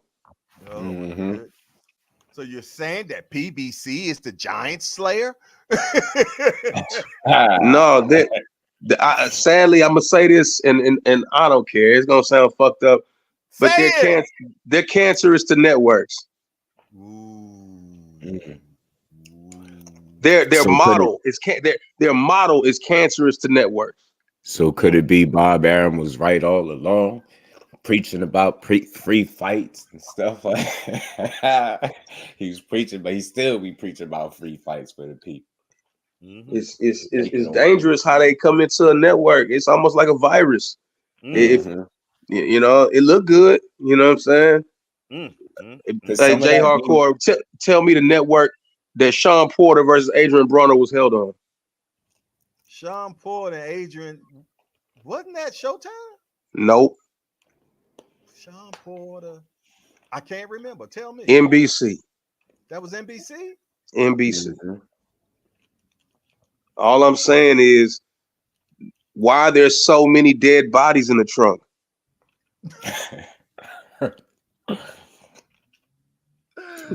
Oh, damn. Hey, you know what? Sometimes you don't pay attention to shit until it's paid attention to. But damn, Mo City, why is it so many damn caucuses around PBC? Damn, don't do this.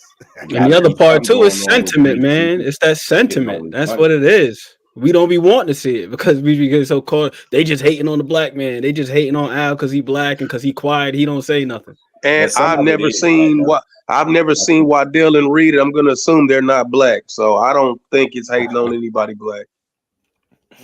Okay, I got a question for y'all, damn, because I mean, damn, I got some great minds on here right now. What model would work? Y'all tell me what y'all think will work in boxing, man, because we to our wits end. Because remember, DAZN, when they first came out, they said we're not going to do pay-per-view, we're not going to do this, that, and the third. But then they end up getting into it. You know what I'm saying? It's a model's been there for. It's a hybrid. It's a hybrid of a little piece of what everybody does. And the reality of it is they all need each other for it all to work. And they have so much ego involved that they can't even make that happen. Because I want you to think about this, Jay Hardcore. If you got an umbrella with boxing underneath it, I don't care of who your promoter is, but similar to what the guy in Saudi is doing, he's created an umbrella. And we've watched Frank Warren and Eddie Hearn have to quietly work next to each other with smiles on their faces when you know damn well they don't like each other, but they have to do this. They got to do it. And then you see people like PBC leave Showtime, the best bet for them would have been to join under some umbrella of an established situation. I want you to think about, you said, what's the best way? The best way is you put everybody under one umbrella, and it could be an app, it could be whatever you want. And if you charge me $250 for the year, I'm gonna pay it. You know why? Because everybody's there, and it's gonna be worth my while. Now imagine, no matter what fight it is, they pay into the same entity to watch it. Now you can break it down how you want to break it down, but an app, a network, or whatever, it just needs to be somewhere where the majority of the participants are there. Because to go to Amazon and pay this pay-per-view and then leave there and go to ESPN Plus and buy a pay-per-view over here and then go to DAZN, and that's where we losing at. And then it's a lot of people that watch the sport that don't know when or where they're fighting at. So if you had a central location of where people could go to, that's ideal. That's what, they don't have to be under the same promotional companies. It just needs to be under the same umbrella of viewership. That's what needs to happen. So you're saying UFC? They winning, ain't they?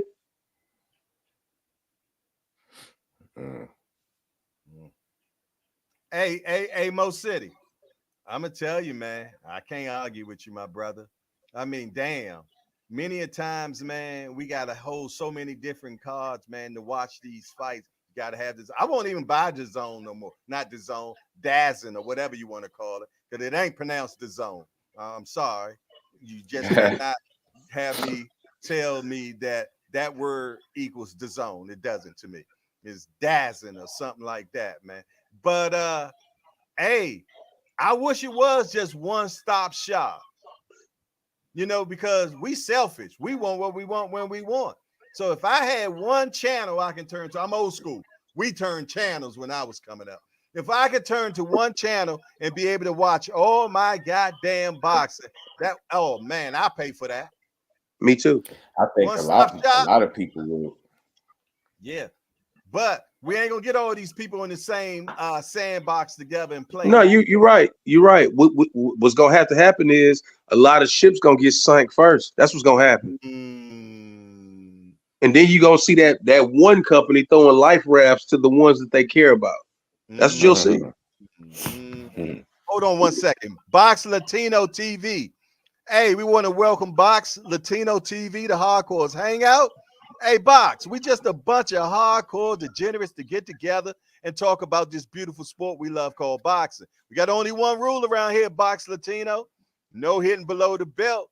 That means we don't talk about nobody's mama up in here. Other than that, everything else is fair game. We want to welcome Box Latino TV to Hardcore's Hangout. And this first Chapman is, what's up, my good brother Hardcore? Hey, what's up to you? And I appreciate you being in the building. Sit back, kick back. We having a fire topic right now, and we all learning shit right now. So let's get it. Sorry about that. Who was on the mic? I think that was Mo City. Nah, man, I've been talking too much, man. And it's all love, man. It's all love. It's all love. What you got for me, Jess? Oh man. I'm just over here. I'm just looking at these notes. Hey man, look. This is a good topic. I think my good brother is on to something, man. Just make boxing easier to assess for the people, man, to access for us to get to it.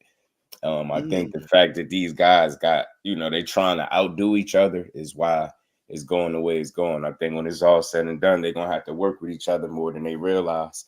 And you get what I'm saying? Somebody might somebody might fall flat first, but they won't be the last one. I think more of these guys need to get on the same page. We've been preaching this for how long, but until they do it, we're gonna keep having the same issue.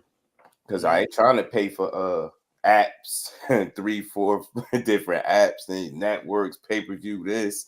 It's a lot. And then I think what happens is people just pick their favorites, and that's how you have people that's in favor. They, wherever they fighters are at, that's where they go, and then vice versa. You got people that's advocates for DAZN, Top Rank, PVC. I mean, at the end of the day, it's all boxing to me, so it should be under one umbrella. It's the same sport, right? So you get what I'm saying? I think the reason it's split up like that because you got so many people trying to get money, trying to get paid from it. And that's the way that's the way it's, this is the product that we get as a result. People putting their financial means and how they can gain financially off the sport before the actual product. That's why it suffers. And you get those top heavy cars, stuff like that. And sometimes you get charged money and it's not worth it. I tell you what, though, let's talk about the elephant in the room. What happens because of that? Okay. And they complain about one thing so much, and they don't really understand that they really actually made the monster themselves. Now, in the monster I'm talking about is piracy. You know what I mean? And some of y'all know what I'm talking about. I'm talking about stealing the fight. Okay. And it gets to that point where people get forced to steal the fight for the simple fact they want to see the fight. They want to support the fights. But when they finally support the fight, they get burned, pay for poop. You know what I'm saying? You're paying for something that's just bullshit, and they get tired of it, and they say, you know what? I'm just gonna steal it. I'm just gonna steal it. You know what I'm saying? And then you get so many people that's starting to do that, and that's why the money ain't there for the fighters no more. And it ain't our fault. It's the promoters and everybody else's fault, man. They've been shoveling shit down our throats so long, man, where we finally get to the point where, like, man, and we all try not to do it, man. And I ain't gonna tell you if I did or if I don't. I ain't gonna tell you. You dig? But what I'm saying is, man, they developed this monster themselves, man. For sure.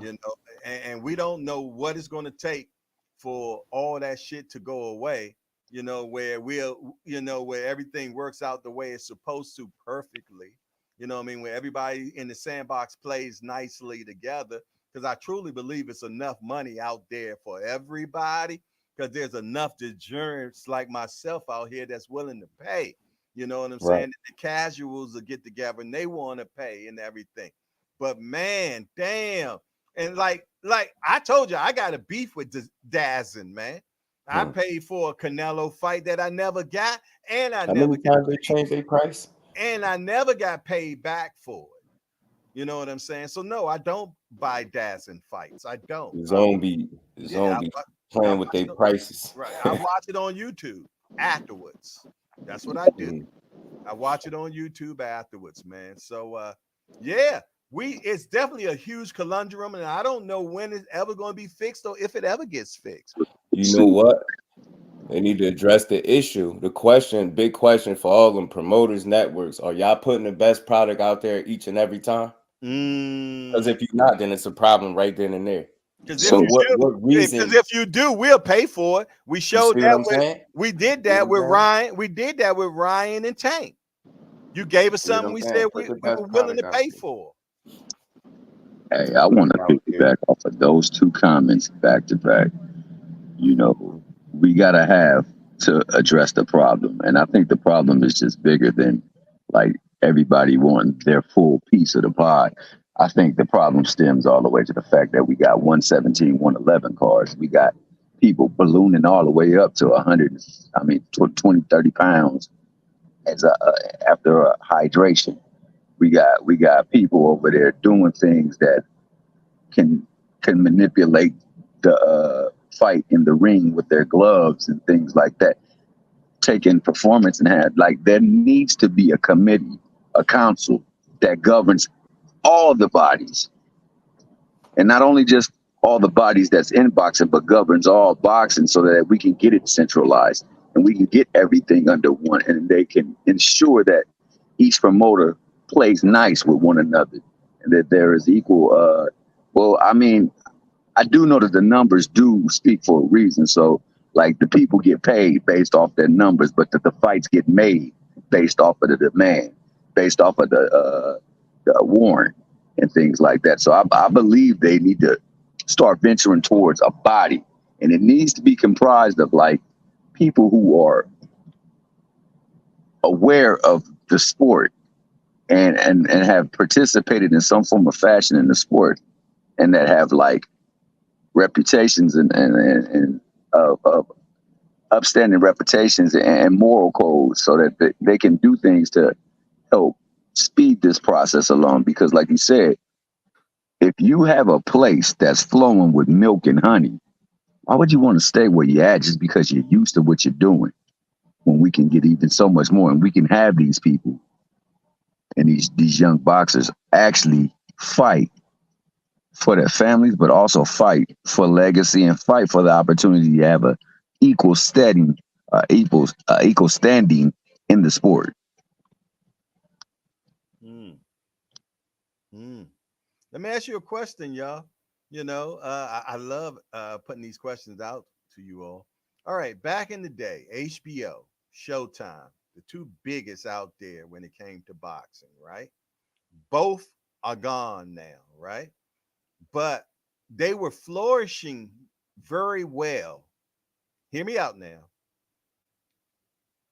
Until the Floyd Mayweather model came out.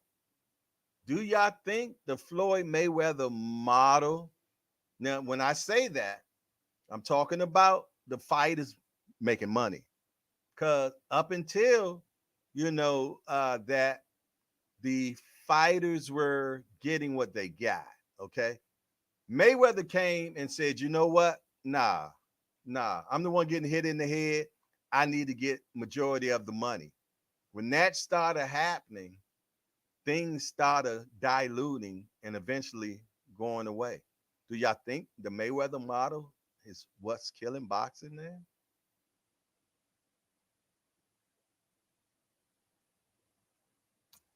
It's a fair question, but I always felt like Floyd did what worked for Floyd. And I felt like so many people seen the success he had doing so and tried to emulate it. And I think that's a big problem. People looking at what he did, thinking they could duplicate it, and you can't. And the reason why I wouldn't, a lot of people blame Floyd. Like I always say, I got that saying, when all else fails, blame Floyd. That's what people do. But I just think he did what worked for him. And again, people seeing the success, they seen that it worked. I think a lot of people try to emulate it without the actual work. So it's the reason I don't knock him for saying, I'm taking the punishment. I need the most of the money, because he actually had two different careers. You had Pretty Boy, and then you had, Money Mayweather. So, he put in the work to start, I think, getting that type of money. You get what I'm saying? A lot of these dudes, they try the formula, but it's not never going to work because they don't put the work in. You know what I mean? You got to put the work in for that to work like that. I think Floyd did what worked for Floyd, and it's only going to work for him. You get what I'm saying? I think that was just, that was what was in store for Floyd. You know what I mean? Look, he went through it with the money, wasn't getting paid a ton all his career. You get what I'm saying? Had to buy himself out of contract and all that. Didn't he go through all that stuff too? So, you got to go through it a little. A very solid take right there, Just. I agree with that. But I also want to draw attention to, I don't know if you guys ever seen, I'm a big, what's the brother that teach Kimbo Slice how to punch? I forget his name right now. It escapes me. Michael Jai White. Michael Jai White. He was in a movie called Flesh and Bone. Mm-hmm. And I don't know if you saw it, but there was a brother that was in the mix of the people that was bringing credible fighters to them so that they can make huge money off these dudes because they would fight to the death. And then he had got Michael Jai White. Michael Jai White had got wronged by somebody back in the day, so he was on the come up to try to get his vengeance back. But he had got so good that they went to go challenge the dude that was just the top dog. And the dude that was at the top dog was owned by this one powerful person at the table. So he went over there. He said, since I've been bringing you all this great talent, I was hoping that I could get a seat up there. And he said this in the movie, and it transcends the movie. It's in life. He told that, and they were comprised of Anglo-Saxon people. He was like, bro, you're not meant to sit at this table with us. You are here strictly for our entertainment. You entertain us. And I think that's what's the biggest thing with Floyd making that money. He brought himself to the table. He sat down at that table, and they don't want him sitting down at that table. They don't want fighters sitting down at the table. The money that Floyd was accruing was the money that they're used to bagging after every event. That's what I'm getting to right there, man. Sorry. After, sorry, I just had to get there. That's what I was trying to get to, Hill. That they were taking a lot of money that actually should have went to a fighter, and it seemed like after they were not privy to that money no more, they end up sinking. Why? I'm gonna throw something else in there, and it's kind of like I guess piggyback off of what just finished saying. Mm-hmm. And we can't put it all there. You also got to look at these networks not being stupid, okay? And you got to walk with me now. Mm-hmm. If I'm HBO and I built an empire that is, tell me a boxing event that's more successful than the show Game of Thrones. Tell me. I don't know. I don't think there is one. You got shows like Billions on Showtime and a few other shows. What my whole point and premise to what my answer is. I like Billions. That's a good show. There we go, though. And what network is that on, Jay Hardcore? Showtime, sir. Okay. All right. You like it. And you a boxing fan. Mm-hmm. You know, all I'm saying is that these networks have kind of padded their situations to where boxing can't be the end all be all for them. And they put so much into these other shows where, you know what y'all saying is right. You know, all this extra money that Floyd is making, they could have this and that. But man, a lot of these people just look at it like, well, you know what, shit, if we put this show out and keep going behind that, we have interchangeable actors, and we straight as far as this network is concerned. But I just want to add that in there. Marco Macho 14 is in the building. What's up, my guy? Let me unmic you, unmute your mic. What's up, bro? What's good, Hardcore? I'm just chilling, man. I'm just listening. What's good, Just Dude? What's good, Ant? What's good, Tommy What's Hearn? good, bro? What's good? My boy, he in here putting straight game, so I'm just listening. Sir, may I interject real quick and say that I absolutely love your avatar you got right there, man. And you know I appreciate you, bro. That you is my know, guy. love is love. You already know. Lights out. Love is love. Love is love. Yeah. I'm Love me sending some it right back. I'm sending it right back. Okay. You got anything for us? You got anything that then struck your interest in these conversations? My God, Nacho.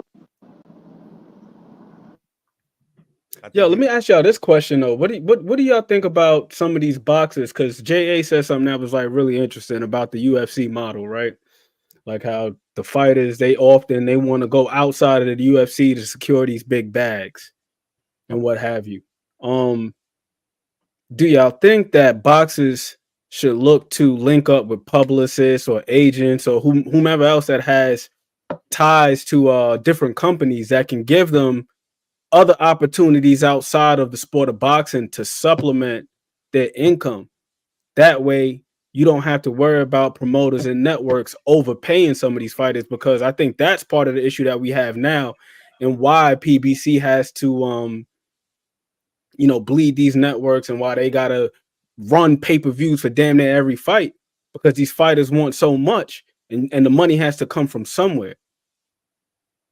Right. So if they were able to secure more money outside of the sport of boxing, for example, like look at Michael Jordan, up until what was it, the 96, 97, 97, 98, he had only averaged about $2 million a year for his career. And a lot of his other money came from outside of basketball. It was him endorsements with Rayovac, Gatorade, Ballpark Franks, Hanes, or anything you could think of. Michael Jordan either had an endorsement or he was in that, he was making money elsewhere.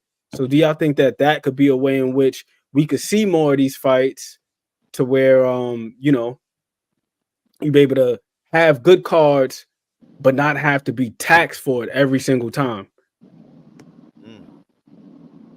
Yeah. That would be good if you had a complete team.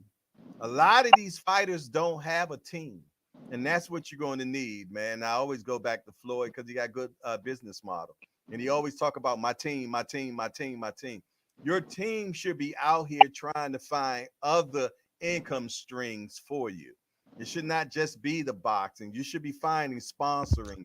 You should be finding brand deals. You should be finding all types of other different ways to make more money for that particular fighter. So he's not just relying on what he gets in the ring, but he has a smorgasbord of ways that he can make money. Because they always say, man, the best way to become rich is that you have multiple income streams. Okay. So it's just like a car. My car might be an 8-cylinder, but if one cylinder goes down, then the car might run funny, but yet it's still going to get me to A to B. You see what I'm saying? So and I feel though that fighters need to have multiple people around them, and I ain't talking about leeches. I'm talking about people that know what they're doing and actually helping him secure a bag, not just for now, but more and for the future when it's over with. Because as you know, when it comes to boxing, man, it ain't no pension plan. It ain't no pension, so they need to learn how to maximize everything that you can. And you got to put the right people around you, man. And sometimes that don't mean putting your homeboy in there, because your homeboy might not know shit. And if he ain't willing to learn shit, y'all ain't gonna know shit. Y'all just gonna be a couple of cats that don't know shit. You want to put people around you that are smarter than you. You did? Because if you're the smartest person in your group, you're in trouble. And that's just what it is, man. So yeah, these boxers, man, they got to get more business minded. You know what I'm saying? You got to put the right people around you so that the bag is secure. So you don't have to worry about trying to get everything you can from just that fight. Now, I believe that fighters should get paid as much as possible because they're getting punched in the brain and anything can happen. But that's just my opinion on it. And it's going to have to be some common ground, and somebody's going to have to come together and put together some type of model that's going to work. Because if not, this sport that we love so much, man, fuck around and go underground again. Because it used to be an underground sport, man. And I can see it going back that way, man, where if people are not managing the coins the way that they supposed to. Because if you keep on killing all these panels, where are you going to fight at?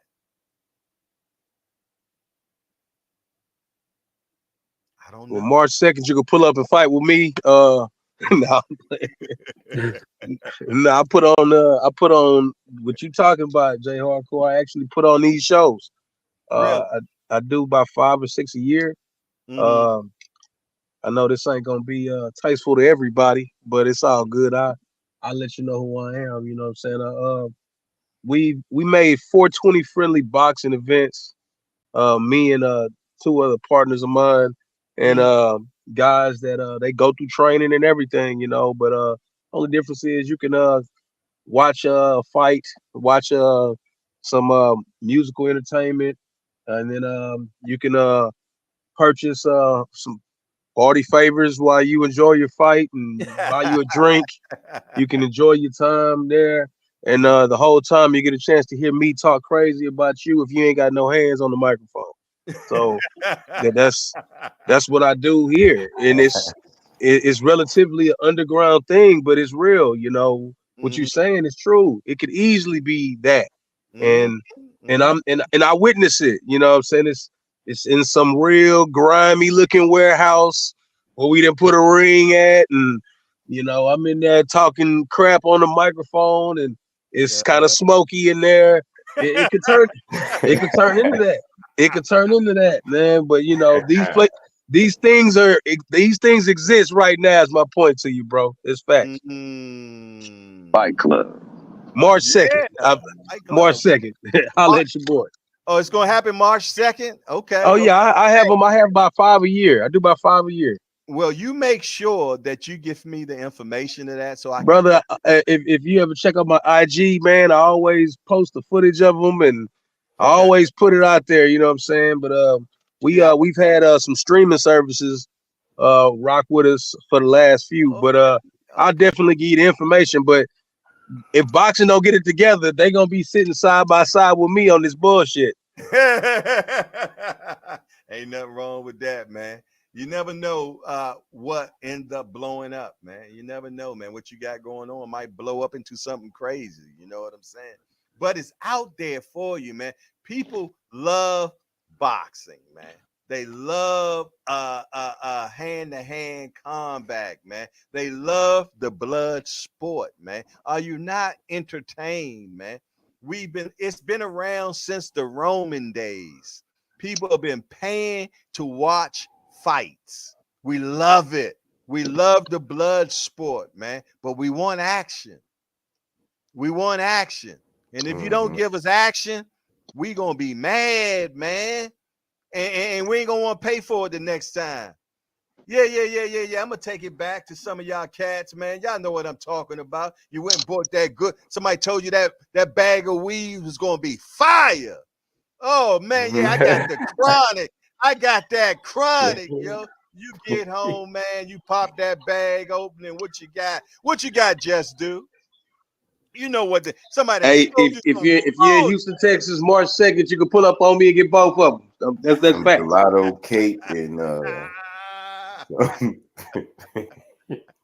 oh, that wasn't a real question. Oh, my bad. No, but we always got that. We all got that bag that them burned us, man. Nah, it ain't no rhetorical. Talk to him, man, Jay. We done got that bag that done burnt us before, man. Oh, this some bullshit. Hey, Jay, I keep seeing people comment. They be like, damn, just how you got so much patience? I be reading the comments, reading it in the comments after the lives. I be like, they don't know, boy. The good click of the button and press of this good old lighter. Why y'all think I be chilling? I be unbothered up here behind the screen, chilling. Exactly. But that's what I'm saying, though. Nobody want a bad bag of weed, man. I be mellow.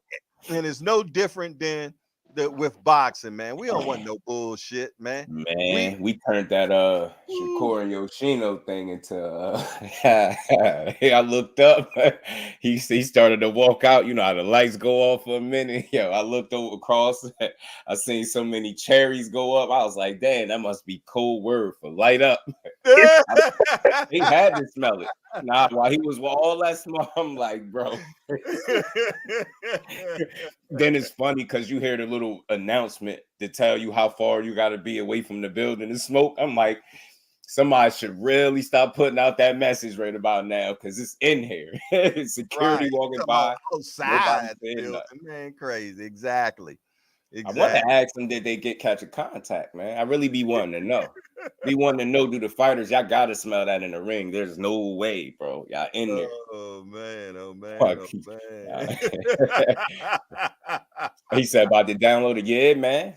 Go look in there. Man, I couldn't believe it, boy. Man, I said, oh, so this how I go in here, okay? Say no more. I was amazed when the first time I was at a boxing match and I started smelling weed everywhere. I'm like, what the hell?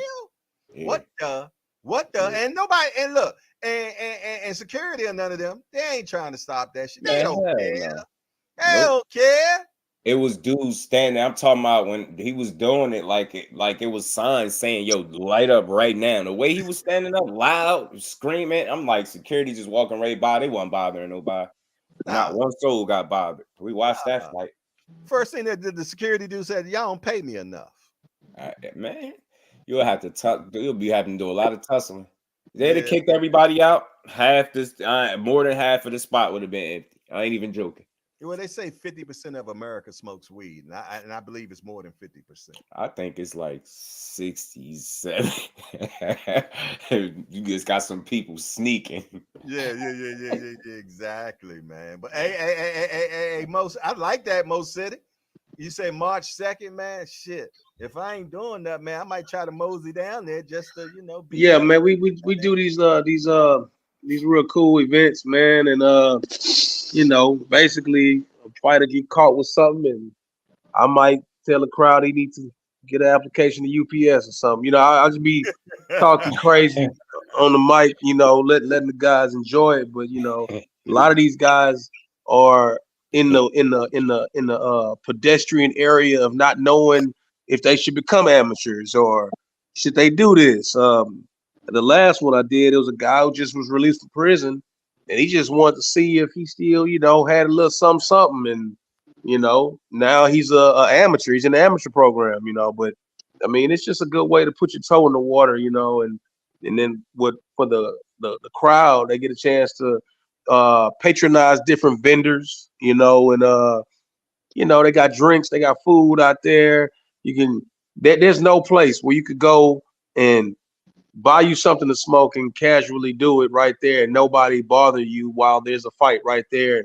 You ain't got to look over your shoulder, sneak it, or it's all good. You know what I'm saying? It's all so you can actually buy smoke at the table. Yes, yes. We have vendors, but the last the very first few were secured by the Houston Police Department. It's Texas. It is what it is out here, but it's becoming less of a thing where it's so taboo to do it. You know what I'm saying? People kind of they're not really on the enforcement of that. So I mean, a lot of people get a chance to come and just enjoy some good boxing, meet somebody that can they got a delivery service or whatever. They got the edible stuff up there. They got all kind of different little things that you can get acclimated to. They might have somebody with a barbecue truck or whatever kind of food that we're gonna have up there. They got all kind of different vendors. So it's just it's always a cool little event. I don't know, man. I might have to come down and be a vendor, man. I'm telling you. Hey man, I be vending throughout the day, just vending. Right. That's what I be doing throughout the day. Yeah, somebody want to holler at me, I'm just vending. I had to come down there, man. Maybe I make some infused foods. Hey, man, they have that from time to time. We have vendors that do that, but we got a pretty cool situation. The guy who got it up and running, he's from Jersey. He moved out here to Houston, and he needed some people to kind of work with him, and I jumped on board, and man, we've had some pretty successful outings. So that's what we do. Yeah, I heard that. Yeah, well, we gonna have to support this brother, man, on that for sure, man, because that definitely sounds like my alley, man. Right up my alley. Hey, brother, I do all kinds of shit. I'll just say that. I do a lot of stuff.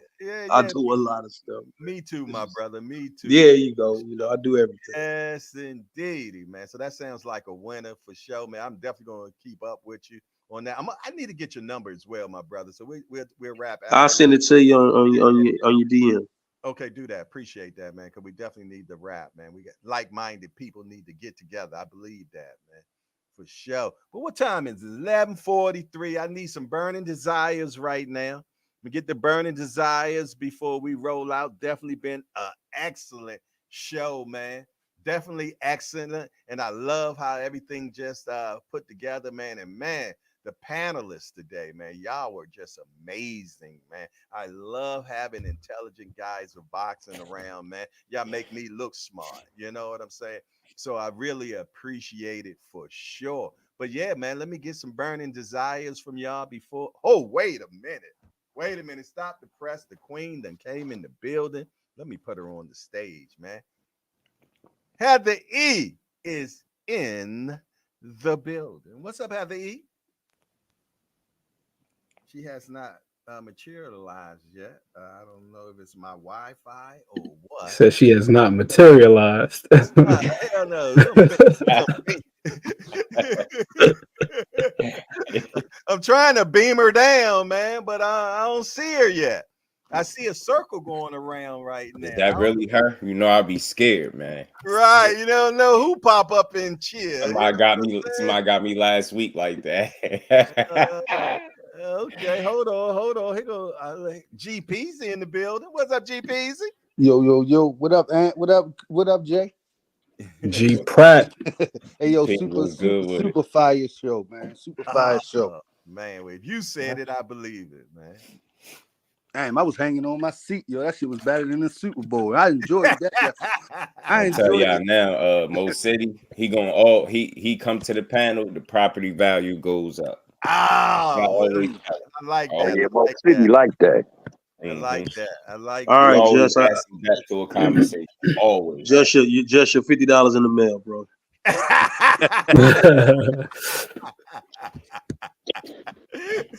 There's another A for you.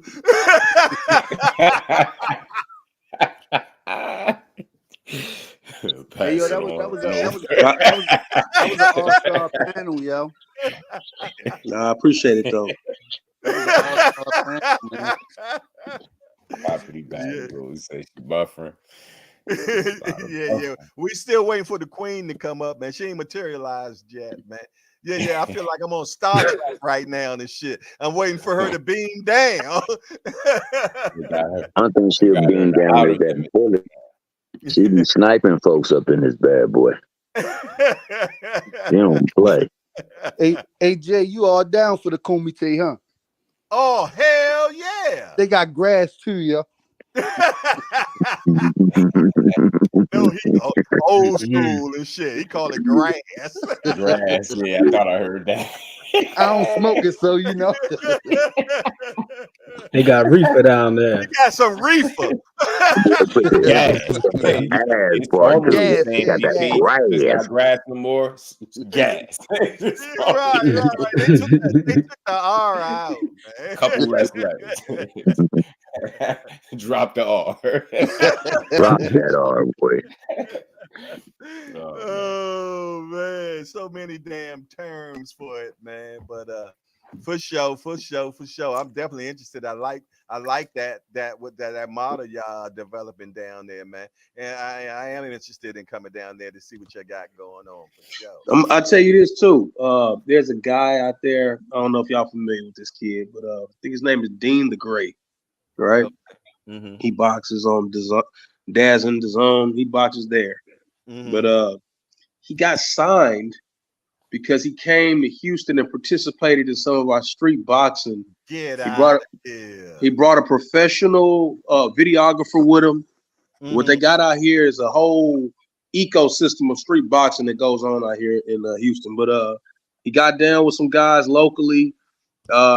He looked all right, but I mean, he got touched up, but they made the video, they cleaned it up and edited it real good. He got signed off of that, but it's a lot of that go on out here. Then, we got got a lot happening out here right now, like a whole lot happening right now. But there's the street boxing stuff. It's I guess that's why I was so kind of intrigued when you say, go back to the underground, because that here has never left. It's always been that way here. Really? Where you can go to the park, you can go to the hood, a hood near you, and you see some guys throwing them gloves on and have 50 to hundreds of people in droves just to watch these guys box. So that's a thing here. You know what I'm saying? So when they showed that clip of Earl Spence body punching in the streets, that's some shit they be doing down there. That's some shit out here. Yeah. Yeah. They be out here working like that. We used to do that in DC, man. We used to go to different neighborhoods, man, and it was a body punching crew, man. We'll go to different neighborhoods and we'll body punch, man. We'll look at one guy and look at another guy. Okay, y'all about the same size. Y'all go ahead and body punch. And I used to love it, man. It was nothing like body punching, man. It's a big deal though out here to go to the park and like on a Sunday or whatever, and you can kind of pull up and see some guys throwing some hands. It's always pretty interesting what they got going on. And not just in Houston either. It's everywhere, man. In the Texas area, that's kind of how it go out here. I guess I see a lot of people capitalizing on it. All right, we're gonna try this one more time. One more again. The queen is in the building. There we go. Dang, my bad. Oh, okay. What's going on? What's up, Heather E? What's up? How y'all doing this morning? Finally got up here. We got her. Who that, Thomas? No, it's GP. Yeah, this is Thomas right here. Hey, Thomas. Oh, GP. Hey, Greg. Easy. Hey, Greg. That's easy. Hey, Jay, hold on to that. Hey, Greg. Hey,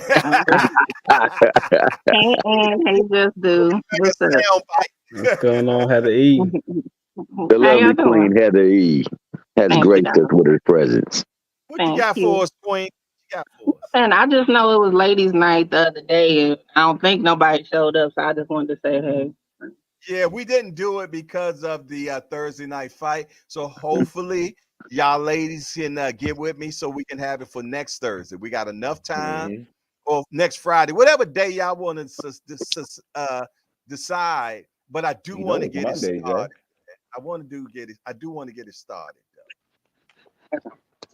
Okay, yeah, we'll figure something out. But yeah, I just wanted to say hi. I want to show you some love. So, Love is received. I appreciate it, sister. Matter of mm, fact, this is your first visual. You did an audio with me, and now mm-hmm, you done did a visual with me. I yeah, appreciate it. I yeah. appreciate it.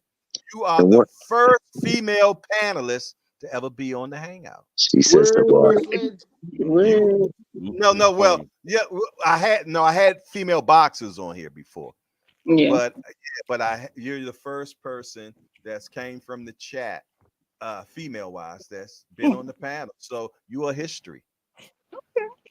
And okay. Well, and you were deemed the first queen in the So, so, hangout as well. You were the thank first you, queen. thank you, thank you. so Nobody, when y'all might not know that, but Heather E was the first queen yeah, in the she the hangout. official queen of the hangout for sure. So Exactly. when you come on Thursday, make sure you have that crown on.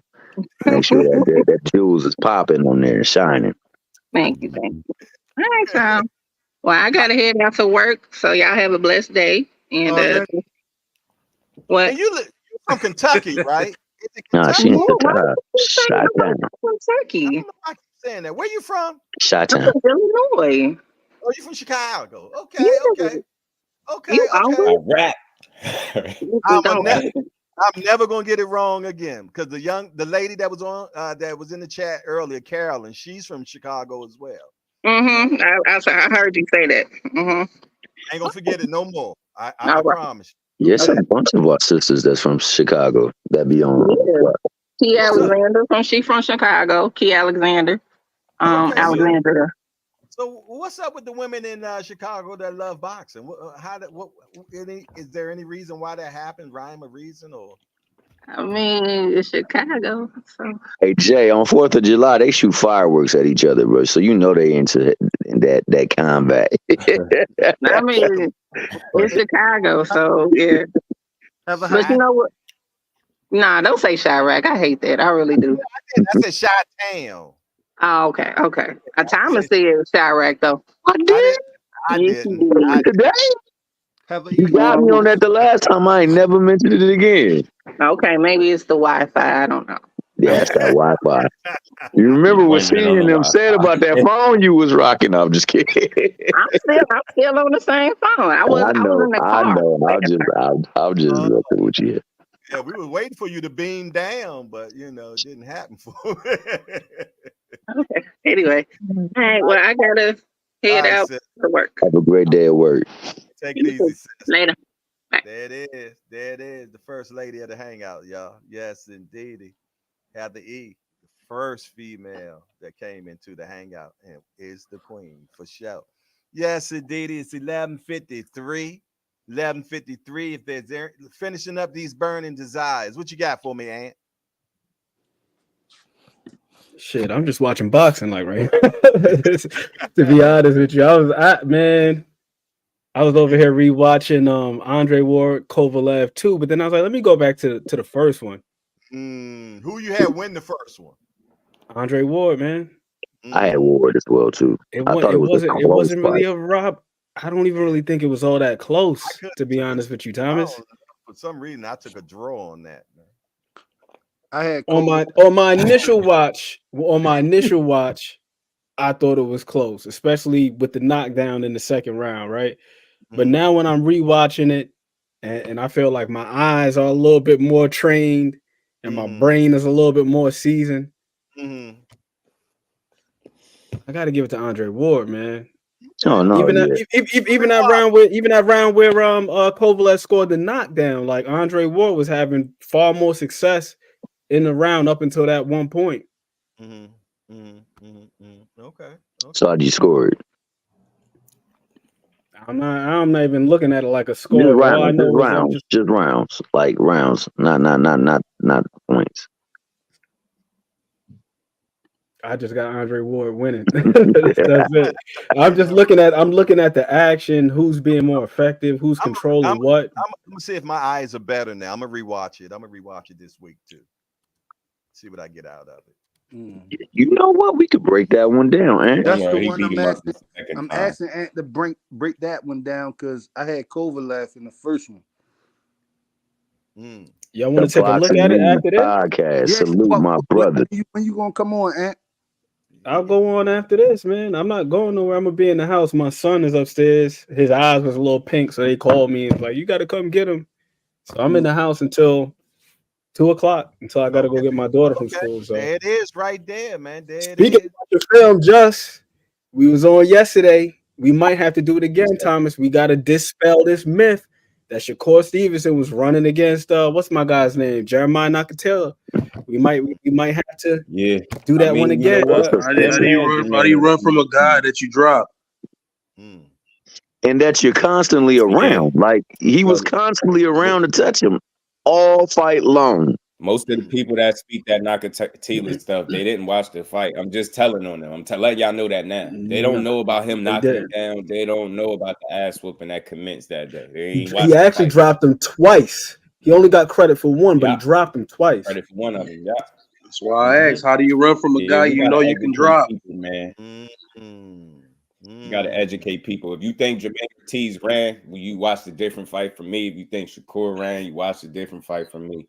That running never gets brought up when a guy properly knows how to cut the ring off. You only hear that when somebody is lacking some type of skill. I think the last couple of rounds Jermaine Ortiz ran. Up until then, man, I felt though that he did everything that he's supposed to do, man. You dig? I would wanted a little bit more offense, but I think it got to a point, man, 11th or 12th round, I can't remember, where he actually, man, was not trying to fire back or anything.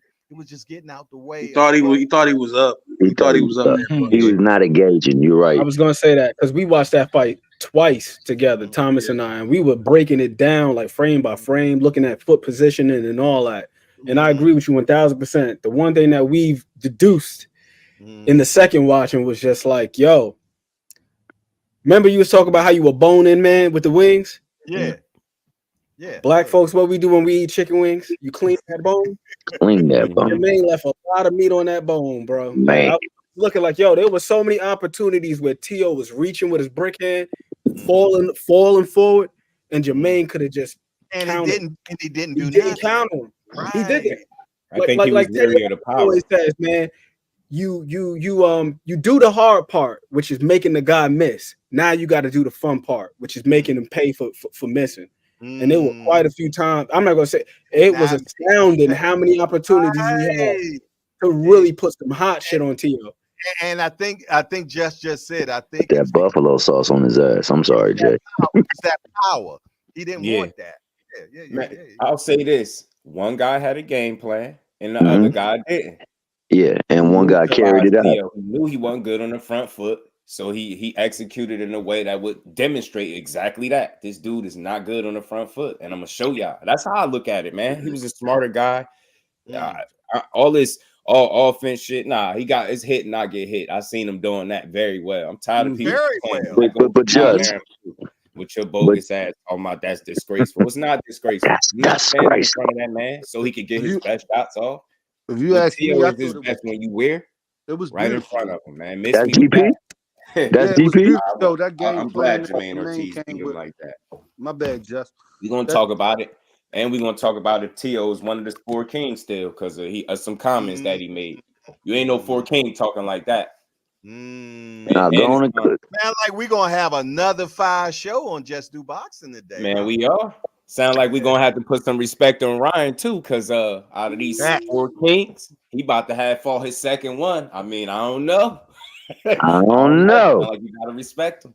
Yo, GP, say what you was about to say, player. I was interested. Oh no, I just thought that I thought Jermaine fought a brilliant fight. Like I don't know what else we wanted. Like, yeah, he could have hit him a bunch more after or when the opportunities was there. But when you controlling the fight, I believe he was controlling the fight. I can't ask for more. I don't want to use robbery, but you call it what you want, man. That man won that fight. Like Broner said, I beat that boy. I beat that boy. I beat that boy. Yo, Hey, go ahead, Thomas. Go ahead. No. You tell us what. It's time to shut it down, baby boy. We gonna shut it down. We got Aunt McQueen coming on. We got Just Do coming on. We got a platform to speak that. Sport. Sport. Yeah. The boxing historian channel. Then I'm gonna spin the block at 8. You did. We know you gonna spin that block. I'm gonna spin the block, man. Brian Then I'm gonna get he's smoking on that Devin Haney pack. We gonna have fun later. Man. Salute to my brother Jay. Salute to the hangout, the chat. Y'all know we'll be on all day. We taking over YouTube. Just do. Let me. The real takeover. Right. That's right. Right. Hey, Just do. Let me just tell you like this softly and calmly in the back of you. Push up on him, bro. Push up on him. Yeah. Boy, that script was beautiful, boy. I love that script, boy. They bringing WWE all the way up into the boxing format now. Hey, Jay Hardcore, man. I appreciate it, bro. I just wanted to come and kick it with you. I never kicked it this long. I normally do a drive-by, some major info, and then leave. But, I just wanted to make sure I was rocking with your channel. I enjoyed it. All you boys went, did y'all thing, man. And, I appreciate, Just Do really the one that why I'm really knowing about you, you know what I'm saying? Just Do really, hey, I don't fuck around too many places, you know what I'm saying? And I was like, okay, if he say he's straight, he's straight. So, I decided to pull up on you, bro. Much respect to you, man. I appreciate just all the opportunity that you provide for cats up here to do their thing and even just be seen on your platform with you. So shout out to you, bro, and I appreciate it, man. I got this video out. It's an interview with Andreas Kasarakis. You say you've seen some of it. Yeah, man, I appreciate it. Yeah. Hey, man, that's what I do. You ain't gonna hear me spitboxing with none of these fools on this YouTube. I'd rather come do it on y'all channels and do it that way. My channel is peaceful. Ain't nothing going on over there. And our channel is too. No. I'm not saying that's why I'm here. But, most of these places, man, it's a volatile place. You know what I'm saying? Yeah. But I definitely don't be on it like this. You know what I'm saying? So I just upload my stuff and keep it moving. So we appreciate your time, man, and you coming up here and sharing your levity on the sport and the game, and the nuances between it. Likewise, man, when Ant fired up, definitely come up on the panel. Definitely come up and cook with us. I'm gonna tell you, it's nothing biased over here. I think I'm from here, but I don't. You know what I'm saying? I'm not blinded. I try not to be that. You feel what I'm saying? So a guy may be from where I'm from, and I'm not bought on just that. Regis my dog. Regis Progray is my dog. Mine too. All right, but Just Do heard me. But the first day I went to camp, what I say, Just? Yeah, man, he gonna lose. He gonna get his ass kicked. He in there sparring the wrong kind of people. It's stuff I be knowing when he's fight, but I can't, Bro, I was in there on day one. I told him, hey, man, this ain't gonna go right, But, but anyway, man, I appreciate you, Jay Hardcore, man, and all y'all boys on here, man. If y'all see me, man, let me make sure I see you, and I'm gonna get at y'all boys. I appreciate you, my guy. For sure. Appreciate it, Lottie Dottie, and everybody. It's 12 o'clock. I told y'all I was finishing at 10, and I wasn't going another 40 minutes with y'all, and y'all made me do 2 hours more, man. I tell you that. Wasn't lying, no. They did that to me, Jay. You said you wasn't going another 40. You went 2. Had me for 6. Had me there. It was 4 hours in. Somebody said 20 minutes. Next thing you know, 2 hours later, I'm like, God dang. Yeah, and we 4 hours later now, man. Right. So I'm gonna tell y'all, I ain't ate no breakfast yet. Oh, I'm about to get on out here. I Yeah. appreciate y'all, man. Hey, Aunt McQueen, I believe he gonna be dropping something at 12. So let's mosey on over there. You dig? Other than that, I want to thank everybody in the chat that showed up? And my mighty warriors as well. Y'all made it a beautiful show today, man. And that's what it's going to be about all the time, man. Ain't nothing changing. We're going to keep it simple, man. Just a bunch of hardcore degenerates getting together and talk about this beautiful sport we love called boxing, man. It ain't about the subscribership. It ain't about the likes. It ain't about none of that, man. It's about us talking about what we enjoy the most, man. And that's boxing. Other than that, it's your boy Jay Hardcore, Hardcore Boxing News. I'm out of here. Y'all know what I'm about to say. I turn this damn thing off, man. I'm gonna find out before the year. And we out.